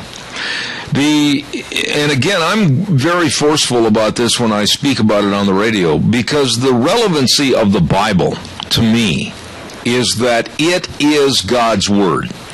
It's not man's word. It's God's word. And if the Bible, tells me something that I should do, or it tells me a lifestyle I should lead, that is very relevant to me because I want to adhere to that. We all make mistakes and we're all sinners. But for people like the Gay and Lesbian and Transgender Alliance to come out and say basically that they can rewrite anything they want in the Bible to suit themselves and that their lifestyle is of normalcy and God loves them the way they are, that is a lie. And I'll never, ever back up on that. Well, and the problem is that so few people in our society really understand what God's Word has told us, and so many of us probably don't even think about every time we do something that we may not be living the way God wanted us to. How in the world do the American people stand up to this? If we were really a Christian nation, which we kind of call ourselves, then we would understand. And I'm sorry for somebody who has a different lifestyle and cannot live maybe the normal lifestyle that a lot of us get to enjoy. But maybe they need to go to the Creator and kind of ask for assistance. Maybe they could have a different lifestyle if they really did believe. Well, and I'm going to be very blunt when I say this. I don't cover any tracks up with sand and let the sand blow away. I'm being straight up. God does not make mistakes. God does not make mistakes. And I hear this garbage, and that's what it is, garbage, of people saying, oh, no, I was born a boy, but I should have been a girl, you know. This is just absolute lunacy. God does not make mistakes. And I'm sick and tired of man superseding God's principles. Well, and I'm afraid that the people who are helping to nurture so many of our children are not there for their kids, and they're not helping them get through the hurdles that they have to. I agree with you. And you know, it's always good to hear from you. Broken marriages, our broken families are a lot of the problem. All right, Chris, good to hear from you, and I appreciate it, and God bless you. Have a good day. It's going to be a nice day. Thank you. All righty. Hey, I think at this time, Gina, if you wouldn't mind, let's hear another good word from Senator Jim Risch. Mitt Romney on Jim Risch. Jim Risch is a person who you can count on to help build jobs, to say no to the growth of government, to say no to the growth of taxes, to say yes to family values, and to stand up for the people of our nation and the state of Idaho. This is a man of integrity, honesty, and character. Jim Risch is the person we can trust to fight for us in Washington. Jim Risch for the U.S. Senate. Thank you very much. I appreciate that. And now, ladies and gentlemen, I also want to tell you about Lee's Furniture, Floors, and more. No money down, no interest on 15 months approved credit. Oh, my goodness, fall savings at its best. You better check it out. You can get, right now, seriously, a king-size mattress for the price of a queen, or the queen for the price of a full. Oh, my, and save a lot of money. And whoa, when you talk about saving money, look at the carpet savings and the savings on dinette sets. And remember, Thanksgiving's right around the corner. All the relatives are coming over to your place to eat. You better have a great big dinette set ready to go. And they've got it all for you for the beautification and comfort of your home. Look at the recliners they've got down there. Holy smokes. Great people, great service. Lee's Furniture, Floors, and More, 459 Overland in Burley. Give us a call, 436-2244, 1-866-927-4587. We had attorney James Herson from Los Angeles going to be on the segment this hour, and evidently there was a mistake on some of his appointments, and he had to go someplace, couldn't be on the program with us this morning. So I very much do appreciate your calls on any subject you want to talk about. 436-2244, 1-866-927-4587. Give us a jingle on the landline. We would love to hear from you. While we are waiting, I'm going to also give you the Michael Rogers weather real quick, and then we'll take your calls. I know there's going to be a call coming in, and the weather this hour is brought to you by Lennox Home Comfort Systems. Gas furnaces, air conditioners, heat pumps. You and your family will enjoy the comfort. So don't forget, stop over to Ramsey Heating and Electric, 2600 Overland Avenue in Burley, 678-0459. Here now, Michael Rogers weather. Hello, everyone. Michael Rogers for Jeb at the Ranch. Let's get to the important stuff. Showers, thunderstorms. For most of the day, your weather story out of it is, well, of course, thunderstorms, but you're going to see some winds kick up to possibly gusting about 30 miles an hour. Now, the good news is that it's going to taper off late tonight, and you're going to have a nice day tomorrow. That doesn't take care of what's happening right now. So, as you can see, my concern are the winds. So just take it easy, have yourself a great day, and enjoy the weather. So what do you got? All right, Michael. Always doing a great job, Michael Rogers Weather. And it's brought to you this hour by Lennox Home Comfort Systems, 2600 Overland Avenue in Burley. All right, let's get some calls in here. 436-2244, 1-866-927-4587. Gina, I got a question for you, and we talk about this every year. I kind of looked through my notes a little bit. Before we had the last election, I went back a couple of notebooks ago. And how in the world do you stimulate people to get up and go to the polls and vote? You got any great ideas this year? Honestly, we can. There's always going door to door. There's always, doing the face to face. But you have to find a topic that actually motivates people to want them to get to go to the polls. But there's plenty of topics out there. People do need to be concerned. But it's the issue is, how do you get them motivated to get out there? That's what I'm asking. I sit here on the radio, and it's frustrating, and I know you've done the same thing many, many times, radio or television. And you tell people about the importance. They know what the problems are. Yep. And then you'll hear these kinds of people and use these kinds of excuses. Well, I don't see any reason to go vote because they're all cut out of the same cloth anyway. What difference does it make? That is one of the most imbecilic statements I've ever heard in my life. Oh, and you're not going to get a disagreement out of me. And this is what I always tell people. If you're not going to get out there and vote, then you have no right to complain. But they do. I want to hear it. The day after, on November 5th, the coffee shop cowboys are going to be sitting there going and condemning and damning everything that happened. But you'll find out that I'll bet you 70% of those complaining never went to vote. The first thing I ask them is when they start complaining, the first thing I ask, did you get out there and vote? And if they said no, then I just straight up tell them, shut up. Your opinion means nothing. Exactly. You just lost your right to have an opinion if you do not get out there and exercise your right to vote. Hey, you know what? If you got out there to the polls, you can complain all you want to. But if you don't, I don't want to hear it. Well, you did not make your voice heard. And the other thing is about having your voice be heard, and you and I know this is true because it's happened many times in not too long ago elections to where 1 vote, 2 vote, 10 votes were very important and were the decisive factor in those elections. Yes, and a lot of times it can come down to just a couple of votes. So every single vote counts. If you do not get out there and vote, then do not call into the show and complain because your opinion means nothing if you did not exercise your right. And it's only going to take, really, come on. Unless you live way out in a rural area to where you've got to get in the pick-em-up truck and go down a gravel road 900 miles to get to the intersection and then drive to town, you might have a valid excuse if the weather's bad or something that you couldn't make it into the polls. But in most cases, you're looking at maybe 30 minutes out of your day. I don't care if you have to walk 5 miles in the snow. Get out there and vote. Because our forefathers did it. People fought for that right for us to have this ability to get out there and vote. I don't care if you have to walk 5 miles in the snow with no shoes. Get out there and vote. And then we sit here, and you as a news director, you've seen this happen so many times, too many times, and we'll come up with a pathetic, absolutely ridiculous, in this land of the free, home of the brave, 27% voter turnout. I know. Isn't that just disgusting? Yeah.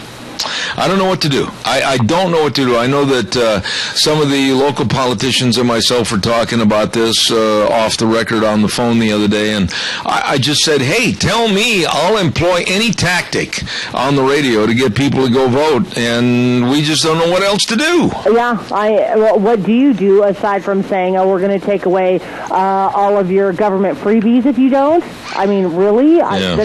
It shouldn't have to come down to that.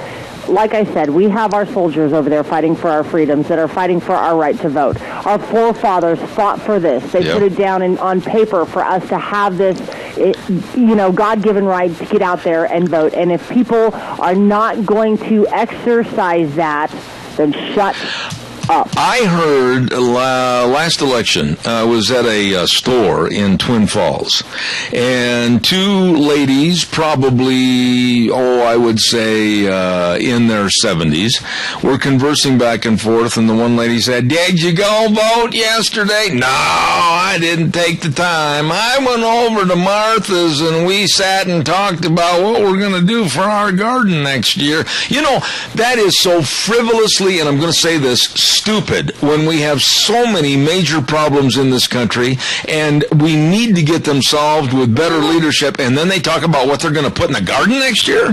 Okay, so here's the deal. They're all concerned and they all want to put in their 2 cents about how to fix the problem. Yeah. But they're not going to put in their 2 cents at the voting booth? There you go. I'm sorry, you've got 2 phone calls. All right, thank you.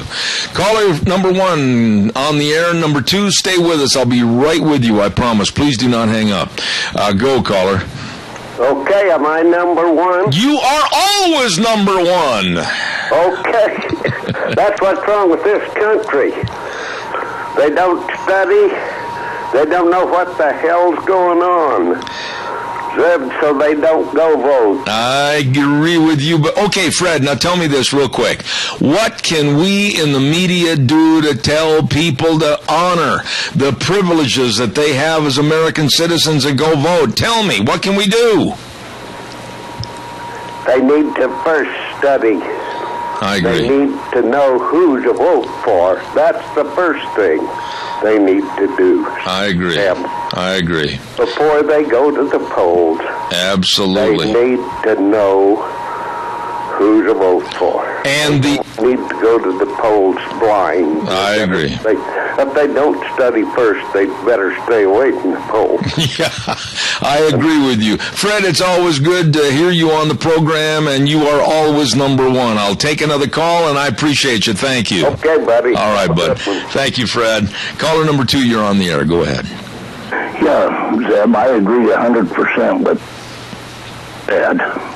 But, there's another thing that we need to do. We need to turn our candidates over. I think that they should never be allowed to hold office over 2 terms. And I don't care what office that is. And that includes the Supreme Court. I think the Supreme Court should be 1 year, no longer. But I think we need fresh faces, fresh ideas all the time. We need people that aren't owned by the government and aren't going to follow all the rules the government dictates. I think we need parties that have fresh ideas, that want to control our budgets, that want to control our morality. In other words, not let people go overboard like this gay mayor in Texas. Yeah. We need people that are, have ethics and morals in the government. And to keep them in there year after year after year after year, to me, is absolutely insane. All right, Jerry, I appreciate your comments as always. And I know where you stand, and I appreciate and respect it. Thank you for your call. You bet. Have a wonderful day. May the Lord bless. All right. Caller number 2, I'm going to be right with you. I got to pay some bills here. Stand by. Don't forget, Let's Ride, Highway 24 between Rupert and Burley. Open Monday through Saturday from 9 to 6. And they've got all the new snow machines. Vroom, vroom! Head up in the hills and get in the white stuff. Oh, my goodness sakes. And they got all the accessories, too. And by the way, the snow's not here quite yet. And don't forget to check out the ATVs. My goodness, they got rows and rows and rows of ATVs in on the showroom floor. Oh my, and again, all the accessories. Have yourself a great time, because this is where the fun is sold. Let's Ride. Highway 24 between Rupert and Burley. You stop over and see them today. Caller, you're on the air. Good morning. Good morning, Zeb. Yes, sir. I think there's a couple of flames we need to put out there and kick some people in the butt. Number one, they got to go with the PPP, piss poor parenting. They haven't been teaching their kids the importance of voting, the privilege of voting, and also to the school system. I think the school system has dropped the ball.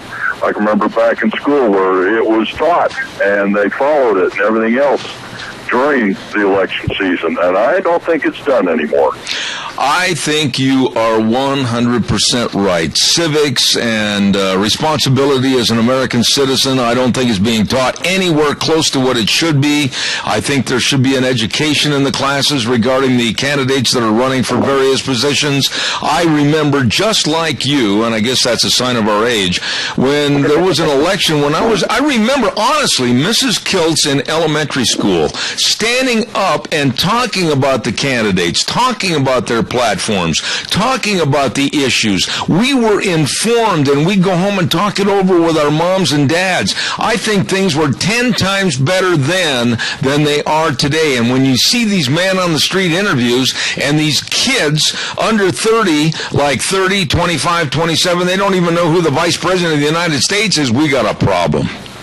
Well, that's exactly right. It comes down to teaching. Yeah. And two areas that need to be done is in the home and in the schools.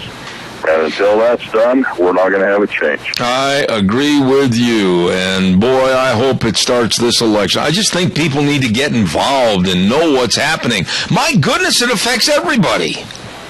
Well, the thing is, you make comment, what can we do? I bet that better than 90% of your listeners are the people that we don't need to talk to. They're the ones that are voting. It's the ones that are on the other radio stations, stuff like that aren't paying attention, that aren't getting involved. I think you're right. The ones that they don't want to be responsible and try to be responsible citizens and get involved in anything. They'd rather listen to 1979 Barry Manilow than they would listen to anything that's going to help them. I agree. And there's a certain time that, it's only a couple, every 2 years, you need to pay attention a little bit and see what's going on. Before that time comes, so you can make an informed decision and do that. Absolutely. Kilt, man, God bless you for your call. I appreciate it. Thank you very, very much. You bet. Bye. Don't forget life insurance, health insurance, retirement planning, employee benefits, and making sure that your program is all covered and protected. You'd better call our friends at Cameron and Siemens Insurance. Highway 24 in Rupert. Number to call, 436-4424. Dean and Todd, always dedicated and responsive to your needs. Very thoughtful, and they can help you. Cameron and Siemens Insurance, Highway 24 in Rupert. That number again, 436-4424. Caller, I'll be right there. Stand by. I also want to remind you the menu at the Chadwick Sports Grill today, 139 West Main in Burley. Chili cheeseburgers served open-faced with choice of spuds and super salad. Oh, that sounds good. Chili cheeseburgers today at the Chadwick Sports Grill, 139 West Main in Burley. Great food, great people at the Chadwick. Caller, I got exactly 30 seconds. Go. Do you know when we should have our elections? The day after we pay our taxes. Not a bad idea. Not a bad idea. Chris, I appreciate that. Got to run to the news. Thank you so much. Thank you. Oh, lots of good calls. Lots of good ideas. Lots of nice people. Thank you very much. We appreciate that. We're going to go to the news, and then we're going to come back with Dr. History. Yeah, buddy. I'm looking forward to it. I'll see you in 6. Welcome back. Here we go. Hour number 3. Blue skies outside. Man, it looks pretty out there. I'm Zeb Bell at Zeb at the Ranch, and don't forget our major sponsor, your Magic Valley Les Schwab Tire Centers, all 7 locations serving you. Really nice people. And also, don't forget some of our great advertisers like Lee's Furniture, Floors, and More at 459 Overland in Burley, and our friends at Western Waste Services. Always at your disposal. Get on the route service today, 734-6969. Before we go any further, I want to also remind you, Burley Physical Therapy and Rehabilitation, 1263 Bennett Avenue, Suite 2 in Burley, with Nick Greenwell and his staff. I have been going over there now for about, I think, 8 sessions in the hydrotherapy pool, and I am so impressed with the staff, all their physical therapists, all the people that you work with. I mean, they know the exercises. They know what to do. They know how to try to help you. Comprehensive services, and they are extremely friendly and polite. People work there. They grew up in this area, and they want to help you. They want to help you get back to being you. Burley Physical Therapy and Rehabilitation, 1263 Bennett Avenue, Suite 2 in Burley. Very nice folks, helping you feel better at Burley Physical Therapy and Rehabilitation. Right now we're going to go to the phone lines, and last week we ran a repeat of Dr. History, and it just wasn't the same as having the real friendly voice of our little curmudgeon. Good morning, Doctor. How are you? Good morning, Zeb. How you doing today? I didn't know I'd call you a curmudgeon. I'm not sure what that is, but I think it's good. On a scale of 1 to 10, 1 being really bad, 10 being good, you're probably at a 5.5. That's okay. I'll take that as a compliment. Okay. How are you, old curmudgeon? I'm doing good. I'm doing great. I've got to tell you a little bit about, I was gone. Of course, I was in St. George. Yeah. And I've got to tell you, I was down there participating in the Huntsman World Senior Olympics. Oh, are you playing basketball again? I've got to brag just a little bit. Okay. Okay, I won a bronze medal in the free throw shooting 3-point contest. No. Yes, I had 35 out of 43 points. I made 20 out of 25 free throws, 5 out of 6 3-pointers, and came home with the bronze medal. Holy buckets! LeBron James better hold on to your contract, buddy. Here he comes. I'm just waiting for the phone to ring. You're going to be the point guard in place of Kobe. That's right. Now, another thing that I did down there that I've got to tell you, I was on the golf course, and there was a fellow in front of us that was walking fairly slowly, and anyway, we finally caught up with him. His name was Don Porter, 98 years old. Oh. And as I visited with him, he was from Circleville, Utah. He shook the hand of Butch Cassidy. Holy cow. So I had to shake the hand that shook the hand of Butch Cassidy. Oh, my goodness. And in the other hand, he had his billfold so Butch wouldn't take it out of his Wranglers. That's right. So, anyway, it was kind of neat to run into a guy out on the golf course that actually knew Butch Cassidy. Oh, my goodness. Well, it sounds to me, while we were working away, you were having fun and frolic. I was. It was a good time down at St. George. Well, let me tell you something before we get started here real quick. May I have your autograph so I can put your picture of your knobby little white legs up on my wall showing you playing basketball? I can do that. I'll have one taken and send it to you. It'll probably keep me awake at night, but that's all right. That's true. Okay. That's true. Congratulations. I'm proud of you. Well, thank you. Thank you. Okay. Anyway. Now, I need you to know something at about 10 minutes into your story. Give me a time for a break because we've got a lot of commercials. Okay, we can do that. All right, thank you. Okay, today's story is about a guy that I'm sure nobody has ever heard about. His name is James Ohio Patty. Oh, my. Nobody's heard of this guy, but anyway, you'll see as we go along here. Anyway, as America pushed westward, there was a breed of restless men that just always wanted to leave the settlements and move deeper into the wilderness, men like Daniel Boone. And one of these men was this guy named James Ohio Patty. Mm-hmm. And it was his nature to look for adventure. His father, Sylvester, had brought his family out of Virginia to the Kentucky frontier, then farther west to Missouri. And there, Sylvester operated a sawmill, and his boy, James Ohio, probably sawed logs and hauled wood and one thing and another. But anyway, when young James's mother died of tuberculosis, Sylvester Patty looked at his brood of 9 children and began parceling them out among relatives and friends. Mm-hmm. Then he and his oldest son, James Ohio, who is now 20 years old, struck out for the western mountains, and Sylvester Patty actually never saw the rest of his children again in his life. Oh, my goodness. He had a daughter by the name of Cow. Could have been. Cow Patty. Yeah.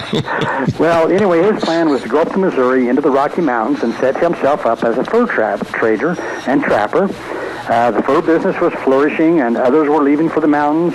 Patty found 3 other men to join the party, and the 5 future beaver trappers set out with 10 horses, carrying their traps, blankets, guns, ammunition, knives, tomahawks, utensils, and other goods that were essential for trading with the Indians. Mm-hmm. Well, they were scarcely underway up the Missouri before they ran into their first serious trouble. Oh, boy. At Council Bluffs, the commanding officer called Patty in and asked to inspect his permit for going into Indian territory as a trader. Mm-hmm. Now, the fact that they needed a permit came as a complete surprise to Sylvester Patty, and so he had to make the hard decision. He had already talked with others that headed southwest, so they altered their course and turned towards Santa Fe. I see. I'd never heard that they needed a permit. I didn't either.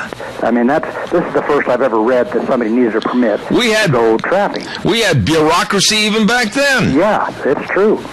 So anyway, this was the beginning of several years of pretty incredible adventures, and we know much of what happened to Sylvester Patty and his son James, Ohio, during these years, because James, Ohio Patty, left one of the most interesting journals of any of the mountain men. Okay. And his book leaves us a valuable look at the life and wanderings of these mountain men. Mm-hmm. And he, one of the few people that ever did such a thing.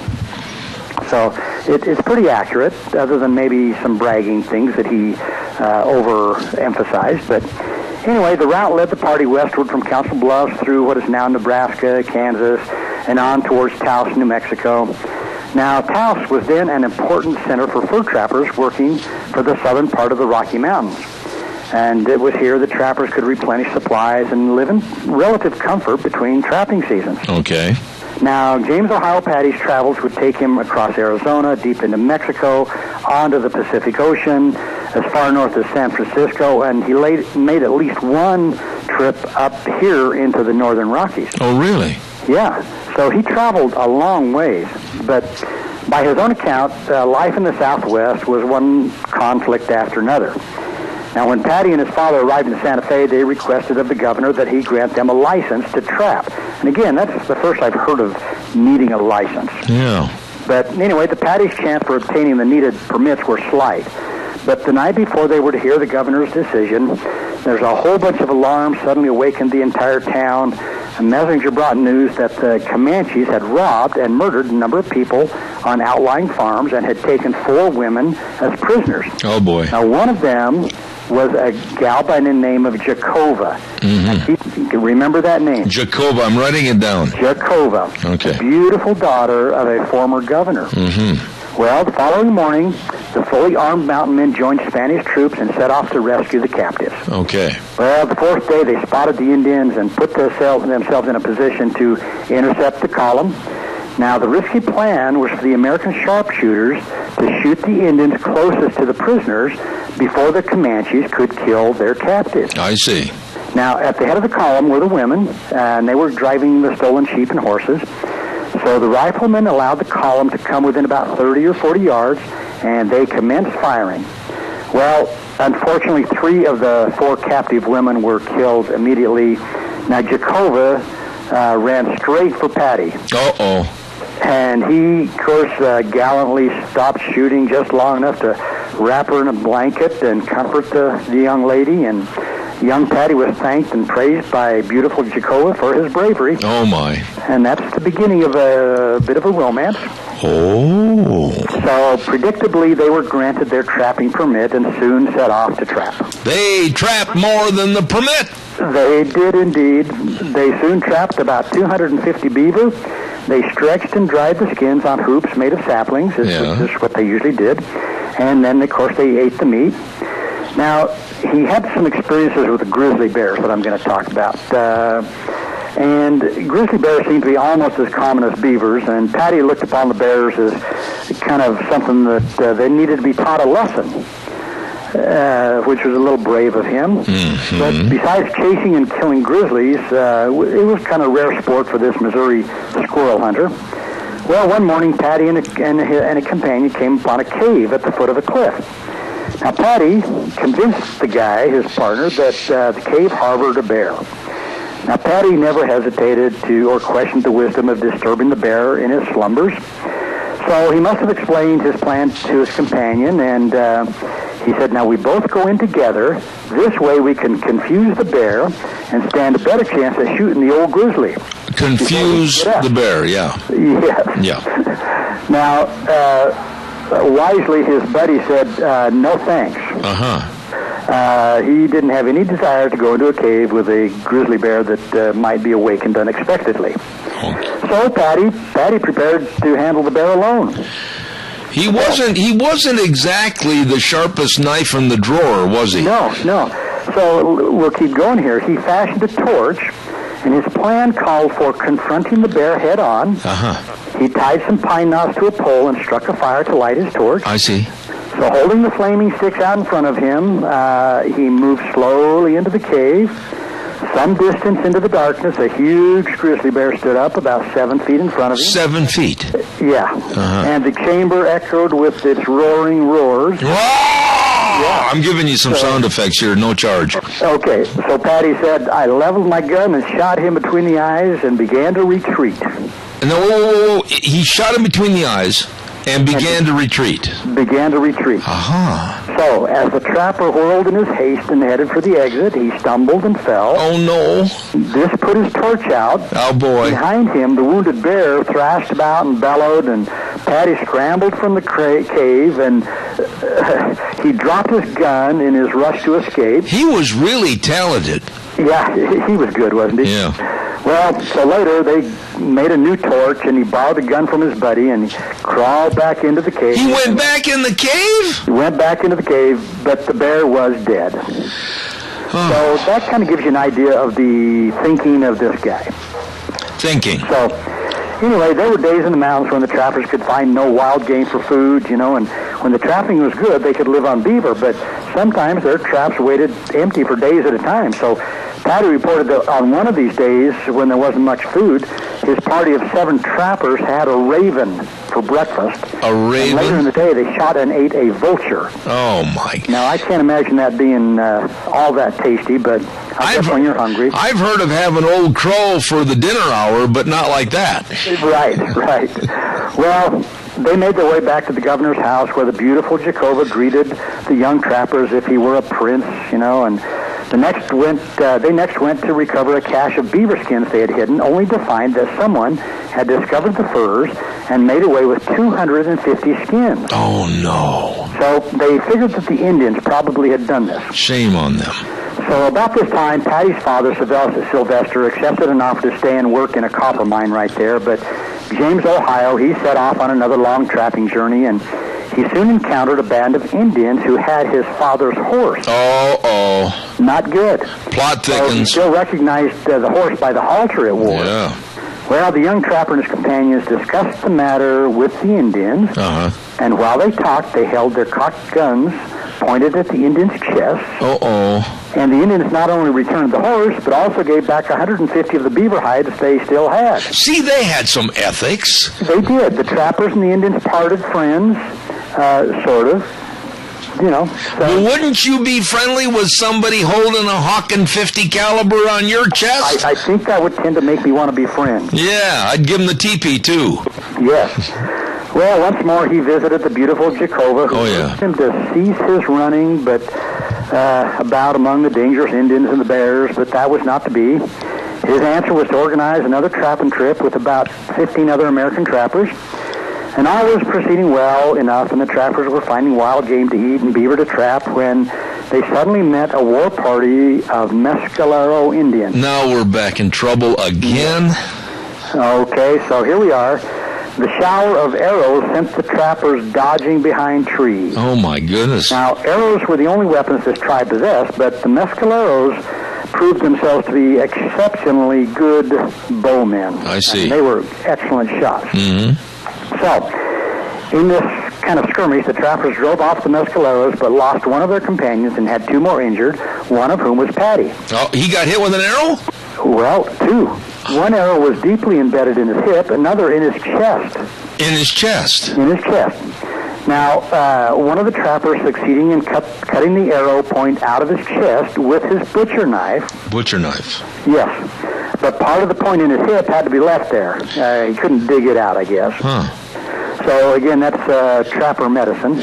They were digging in his... Navajo Indians, and the Navajos accompanied the trappers for some time, and while a medicine man treated Patty with some kind of a healing salve that made his injuries bearable, I guess. I see. Well, after some more trapping, he met a few of the trappers who had come out to the southwest with the original party, and Patty asked about the men he knew from that earlier trip.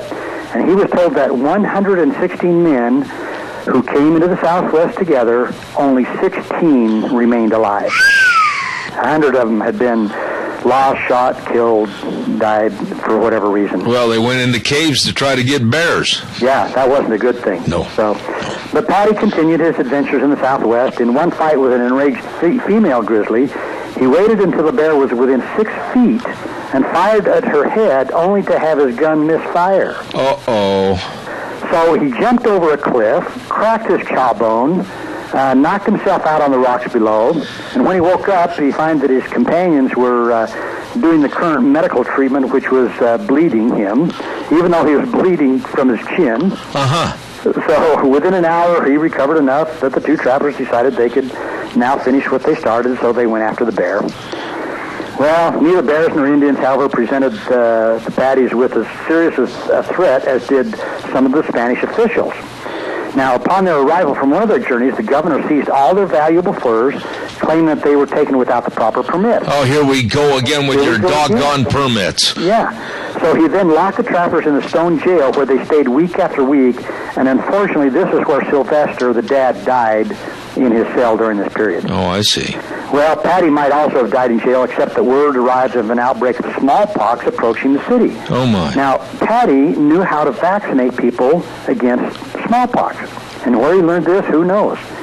But he was released and promised payment to travel up and down the coast of California, dispensing vaccine to both the white people and the Indians. Uh-huh. So he then learned that he was to be rewarded with 1,000 head of livestock and the land to graze them, provided he would convert to Catholicism and become a Spanish citizen. Huh.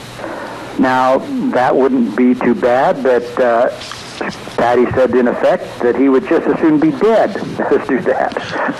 So he wasn't the brightest guy in the whole storyland, was he? No, he wasn't. And then to avoid being hanged for being such an ornery cuss, he made a rapid departure, and anyway, in time he made his way up the Mississippi, then up the Ohio, and he had no money to show for 6 hazardous years in the Southwest, but he hoped to sell his story. Yeah.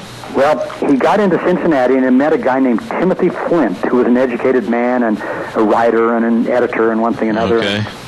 This Flint guy actually then recorded this personal narrative of James Ohio Patty. Holy smokes. And so basically he saved an important segment of the wild adventures of the mountain men, tales that would otherwise have been lost, So, but at last, after wandering over more of the West than most of the mountain men ever saw, James Ohio Patty was back in Kentucky, but his boyhood world had changed. The forests were disappearing.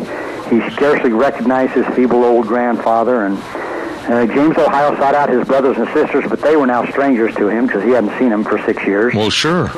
So, but for a time he remained and visited one relative after another in their homes, but he was pretty sad because he just didn't fit in with the old family. So he went back into Missouri, and he apparently was drawn back to California during the years of the gold rush, and there's some belief that he was caught in a devastating snowstorm in the Sierra Nevadas, and years later one of his sisters would say that this was the last she ever heard of him, and that he had apparently died out, either in the snowstorm or at the hands of Indians. So here's a guy that was probably did as much as Jim Bridger, John Coulter, Osborne Russell, Jeremiah Johnson, but again, nobody's ever heard of the guy really, even though he does have a written narrative about himself. Yeah, thanks for the break in the middle of the story, by the way.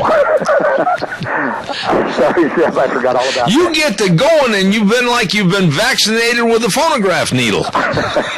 Must be the Coke. Pepsi. Hey, by the way, real quick, because I'm running out of time, what about Jakova? Don't know.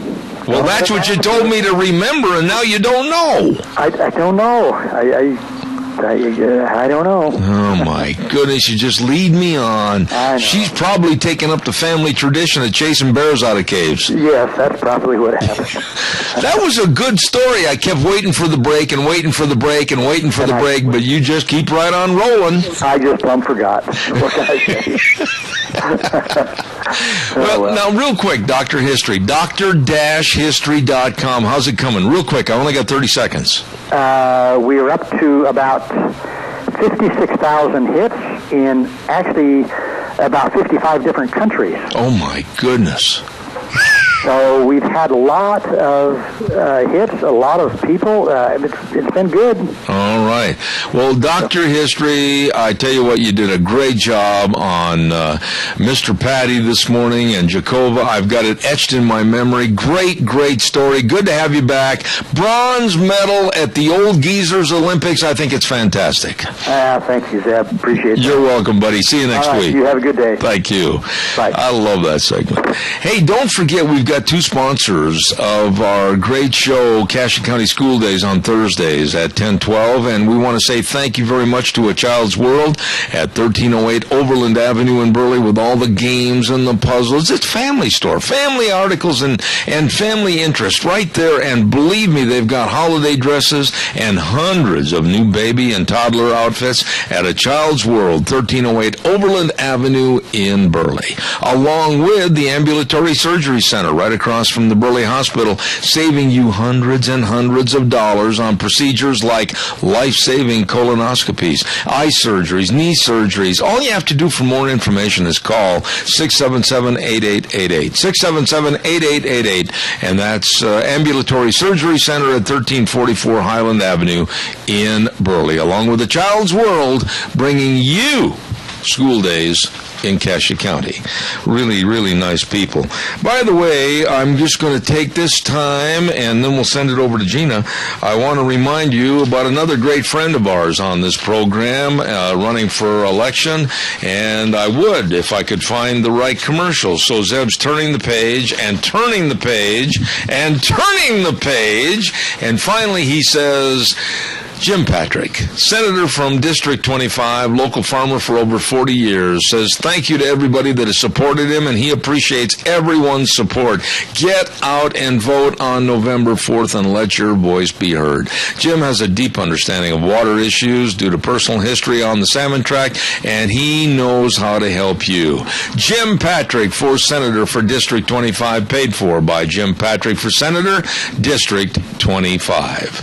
Right now, let's send it over to our main studios. We'll be back in just a couple of minutes.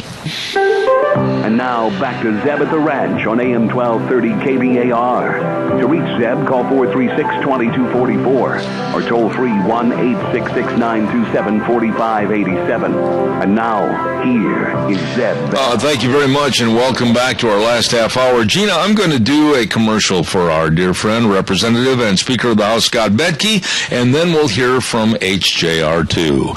Scott Bedke, Speaker of the House District 27, urges you to vote on November 4th. Scott is very concerned for Idaho and its growth and prosperity, and he's also concerned about the future of the United States of America, and he urges you to do your patriotic duty and vote on November 4th, and vote yes for the constitutional amendment HJR2, paid for by Representative Scott Bedke of Oakley, District 27. Vote yes November 4th for HJR2, a constitutional amendment to keep the power of Idaho governance with the people. Vote yes on HJR2 to limit executive power over you and your business. Vote yes on HJR2 to keep your legislators working for your needs, not special interest groups. Vote yes on HJR2 to preserve the voice of we the people for the state of Idaho. Vote yes on HJR2, paid for by Representative Fred Wood, House Speaker Scott Bedke, and Senator Dean Cameron. Vote yes on HJR2. There you go. And speaking of HJR2, I'm very blessed and honored to have Representative Fred Wood come on our program this morning. And that's what we're going to talk about. And Fred, of course, very, very eloquent at explaining different things. And he's going to talk about HJR2 and why you should vote yes. Now, Fred, just the other day, I had a couple of calls on the program. And then also after the show was over, I had some people call and say, what is is this HJR2, and really, what does it mean? And still, this close to the election, people do not know what this constitutional amendment will do. Why don't you start explaining it for everybody? Well, good morning, Zeb, and thanks for having me on the program. I would be happy to do that. I think we have to put it, go back to a little civics lesson here. The Founding Fathers separated government out into three branches of government. Mm-hmm. And the first branch of government, the legislature, is the branch that makes policy. The second branch of government, the executive branch of government, is the branch that implements that policy. Now, a lot of bills that we pass, Zeb, are very technical in nature, and you have to have the ability to change some of those provisions in the technicalities of the bill periodically, annually, or sometimes even more often than that. Mm-hmm. And I can give you a couple of examples later on. Now, to allow government to actually work and for the executive branch, which manages government, to implement laws, the legislature allows the executive branch of government to make rules to implement those laws. And those rules have the exact same effect as law. Now, Idaho was granted permission by the courts about 25 years ago to actually have the legislature then go back and review the rules that the executive branch made to make absolutely sure that the executive branch was in fact following the intent of the original legislation. Mm-hmm. Now, if you look at the federal government, and we're in an agricultural area, so all you've got to do is look at the Environmental Protection Agency, and everybody knows that the EPA frequently promulgates rules that become law that are just absolutely counter to the legislation that was passed to authorize the rules. Idaho doesn't allow that. We go back at the beginning of every legislative session, and as chairman of the Health and Welfare Committee, I literally spend 2 weeks, 5 days a week, 2 hours a day, plus a lot of homework in between, reviewing every rule the Department of Health and Welfare and the medical boards, etc., promulgate to make sure that they are sticking with the intent of the law. And if they aren't, we reject them. Mm-hmm. Now, that's critical to make sure that your government is doing what they're supposed to be doing. The legislature sets policy. The legislature is the branch of government that is closest to the people. All 45,000 people in Legislative District 27 know my name, they know where I live, and they know my phone number, and they can call me up and say, Representative Wood, you passed a law, and this rule that the Department of Environmental Quality just passed is just exactly opposite to what the law is. Now, what can we do about that? Well, in Idaho, we can fix that. Back in Washington, D.C., you can't fix that. You know, now, we were granted that on a 3-2 vote by the Idaho Supreme Court.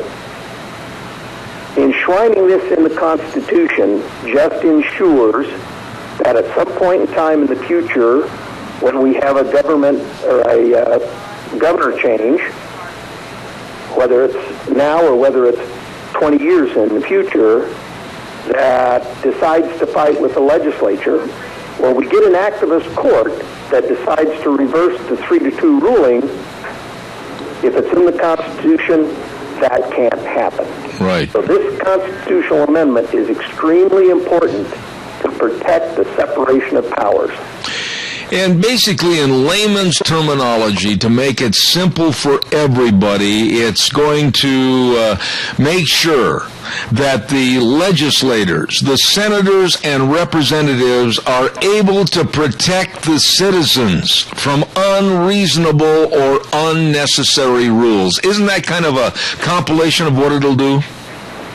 Exactly. What it makes absolutely sure that any rule that is promulgated literally follows the intent of the original law that allowed the rule to be promulgated. Right. That's what it does. And I would refer everybody to the Idaho Secretary of State's website under Elections Campaign Disclosure, and it has the constitutional amendment. It has the meaning, purpose, and result to be accomplished in ordinary language that I think sets it forth very well. And I would refer everybody to that website. It's only 3 sentences long, and I think anybody could understand that if they sit and think about it just for a moment. Absolutely. You know, Fred, again, sounding very simple on this, this should be a no-brainer. Anybody that goes to the polls should realize that they, the people, want the voice, and they want their senators and representatives to act on behalf of them instead of having executive orders crammed down their throats. I would agree with you, Zeb, and to that point, the vote in the House of Representatives was 70-0, and the vote in the Senate was 35-0, which means that every single Republican of every stripe and every single Democrat of every stripe understood that this is a very important constitutional amendment, and so there was absolutely no opposition. And as a matter of fact, the debate on the floor of the House was exactly that. This is a no-brainer. Right. This is just good government. Fred, I'm going to go back, and I'm going to state what I said, I think it was last hour. We were talking about voting, and really, I'm at the end of my rope in sitting in this chair after the day after an election of reading news stories that say, well, the voter turnout was 22%, or the voter turnout was maybe 27%. What more can we do, tell me, to get people to go to the polls? Zeb, I wished I knew. When I was able to vote, I don't think that I have missed a single election, even in the military, in college, etc. And I voted by absentee when I was out of the state of Idaho. I don't know. I've thought a lot about that, but if you look at what happened in the primary, the lowest legislative district in the primary only had a 15% voter turnout. Oh, my. Now, Zeb, that, I don't know why anybody, we consider ourselves a very proud country. Hundreds of thousands of people have died for the right to vote and the right to live free and the right to be in peace, etc. And why you wouldn't go and exercise that most basic and cherished right that America has to offer any of its citizens is just beyond me. Absolutely. We've got a caller with a question, Fred. Go ahead, caller, please. Well, it's a comment. In the last presidential election, in my district, there was the Hispanic vote was 2 or 3 people. In 2012, the Hispanic vote was 80. Now, whatever is motivating these people, whether or not it's the free handout or whatever, I don't want to create a rift between me and my Hispanic friends that are working hard and doing good things. But it's an issue that is there. And I just wanted to let you know, and I'll hang up and let you comment. Bye. All right, Fred, if you'd respond, please. Okay, I'm not sure the caller one election, the voter turnout was 2, but I did not hear the voter turnout from about the next election. Zeb, am I interpreting the fact that the Hispanic voter turnout is extremely low? Is that what? I think that was the gist of the call. To be honest with you, I was answering another call at the same time, so I apologize. Go ahead and answer it in the way that you perceive it. Thank you. Okay. If the caller's point was that the Hispanic vote is very low, it is. And again, I'm not sure what to attribute that to, but I think education, whether it's the Hispanic voter or whether it's any demographic subset of voters in the legislative district or the congressional district or the general election, is education about the importance of being a participant in your democratic process and in your government process. And you know, I've heard a whole bunch of people. I mean, you know, people whose families have been in the United States for multiple generations and trace their roots back to England or wherever. And they haven't voted. Mm-hmm. I mean, it's just, I think the point the caller is trying to make is, rather than a point about the Hispanic population, Zeb, this is what you and I have been talking about. This is a point about the entire population in the state of Idaho. Absolutely. No, we've got the Hispanic population may be even lower than other subsets, but the fact is all of the subsets are just incredibly low. Absolutely. We've got another caller with a question, and I'm only got about 5 minutes left. Caller, go ahead, please. Yeah, I'm sorry I hung up. I didn't want to take any more time, and I had to. In the 08 election, presidential election, the Hispanic vote in my district was around 2 or 3 or something like that. In the 2012 election, it was 80 people, somewhere in there. Now, whatever is motivating these people, you know, whether or not it's handouts, welfare, or whatever, I don't know. And I do not want to create a rift between my Hispanic brothers that are working hard and doing the right things, but it is the truth.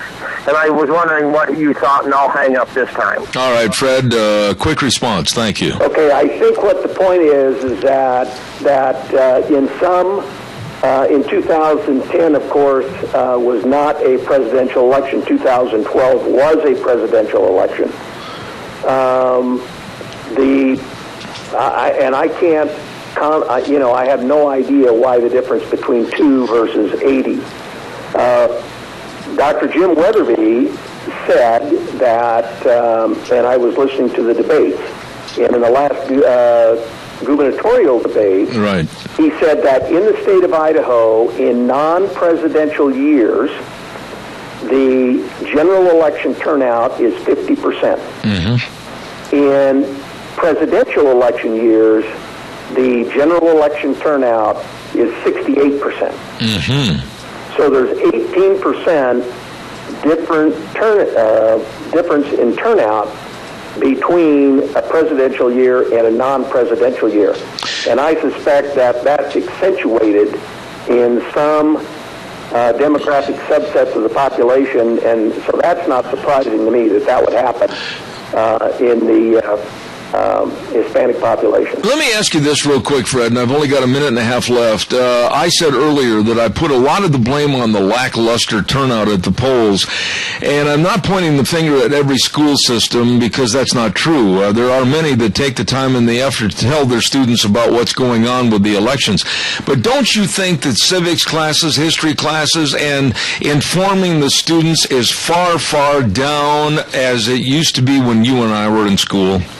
There's no doubt about that. I can remember taking civics, etc. I can remember going to the Capitol.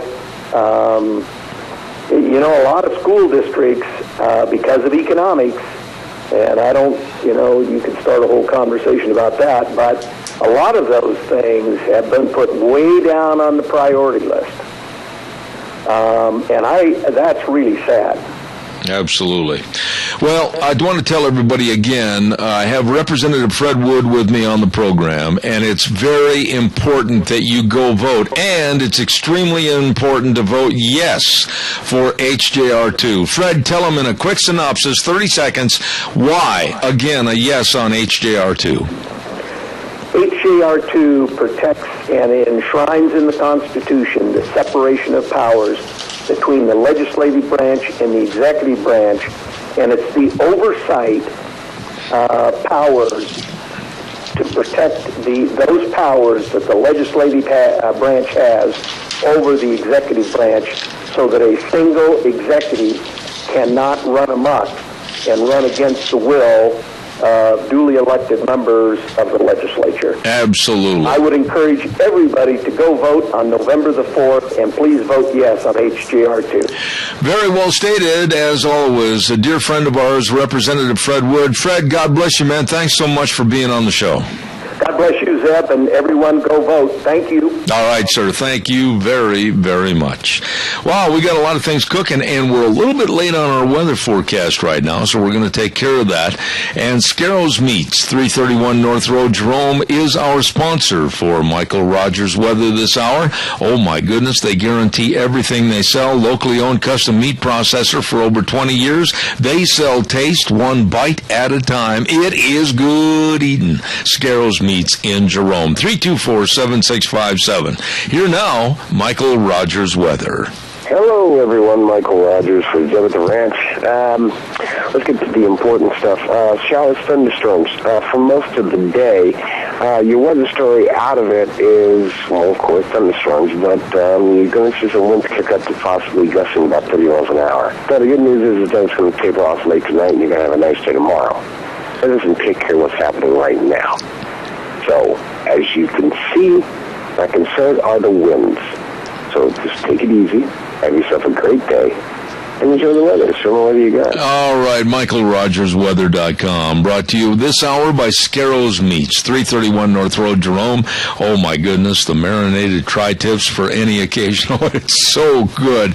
Don Scarrow hit a home run with this business. Locally owned custom meat processor for over 20 years. Scarrows Meats in Jerome, 324-7657. Want to also remind you, of course, Lennox Home Comfort Systems, gas furnaces, air conditioners, heat pumps, all of this and more through our friends at Ramsey Heating and Electric at 2600 Overland Avenue in Burley, 678-0459. Lennox Home Comfort Systems and Ramsey Heating and Electric. Wow, busy times for all of us in the radio business right now. And tomorrow, excuse me for choking, tomorrow on the radio program, we are going to have a lot of discussions about various politicians and what they stand for. And what did you say? You shouldn't unless... Yeah, I was listening to her. She was laughing and having a good time, and it was coming through my headsets. Okay. Doug Johnson's going to be on the phone with us. And then we're working with getting Jim Lakely with the Heartland Institute back in Chicago, Illinois, to come on the program and talk about the latest convention that all the greenies and the enviros had on climate change. But at 10:06 this morning, here is the skivvy. We are going to be the only radio program, I think, in the Northwest right now. I'm going to stick my neck out and say that we're going to have author and political pundit Dick Morris is going to be on the program tomorrow. Deanne, can you hand me that book right there on the end of the desk, if you would? Dick has got a brand new book out, and it really goes into the Obama administration. It's a book called The Power Grab, and the subtitle is Obama's Dangerous Plan for a One-Party Nation, written by Dick Morris and Eileen McGann. And we're going to be talking to Dick Morris about this book tomorrow on the program at 10:06. So we've got a lot of good people coming on for tomorrow's show. Want to also say thank you to our Magic Valley Les Schwab Tire Centers. I mean, my goodness, if you've got a problem with your tires, you just stop in there and they'll rectify the problem. They've got the best tire value promise in the industry. Free peace of mind tire protection. Listen to this. If a tire is damaged beyond repair, they'll replace it at its value. Their work is always guaranteed for the life of your tires, and free pre-trip safety checks. Say that fast 5 times. Along with lifetime tire and mileage care. They are so good, and they've got a big tire sale going on right now. All you have to do is stop in and pick and choose the tread design for the type of driving that you do daily, weekly, monthly, and for the year. They've got the best in tires and the best of knowledge for you, along with the best in brake service and front-end alignment, shocks and struts, batteries. Oh, my goodness, nothing worse than getting out early on a cold morning and finding the battery go, you're not going anywhere. Well, they've got the best in batteries. Always the best of service with Lane and Rupert, Dave on Blue Lakes and Twin, Mike and Buell, Mike and Jerome, the Twist family and Paul, John on Poline and Twin Falls, and Randy on Overland and Burley, your Magic Valley Les Schwab Tire Centers. Oh, Gina, another day, another dollar, and all the political announcements. Again, you did an outstanding job getting everything on the air. Now, hooray for Gina! And that's worth a hallelujah with the choir wearing their purple and gold robes.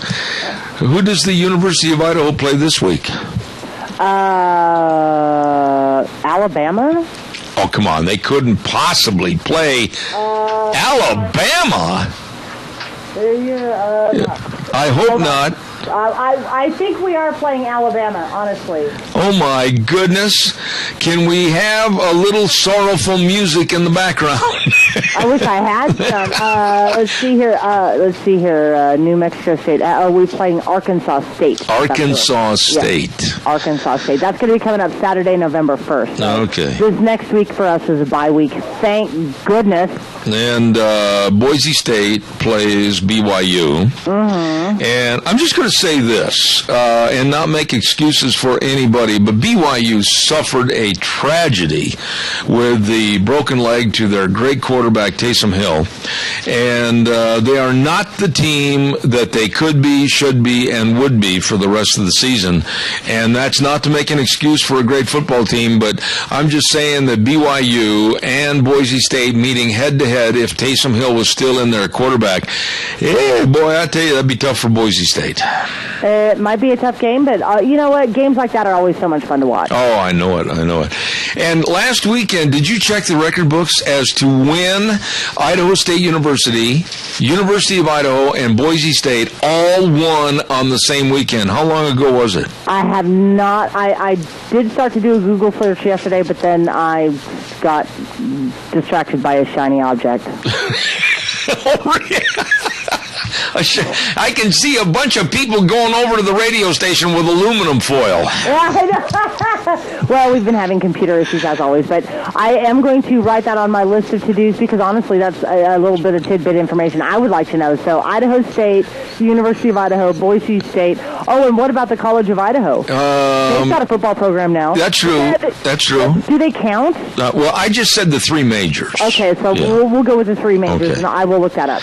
All right, I want to say thank you to you. I want to say thank you to everybody for calling in. I want to say we're going to be back tomorrow at 8:06. Zeb at the Ranch. God bless. The way things were, the way things ought to be. See you then.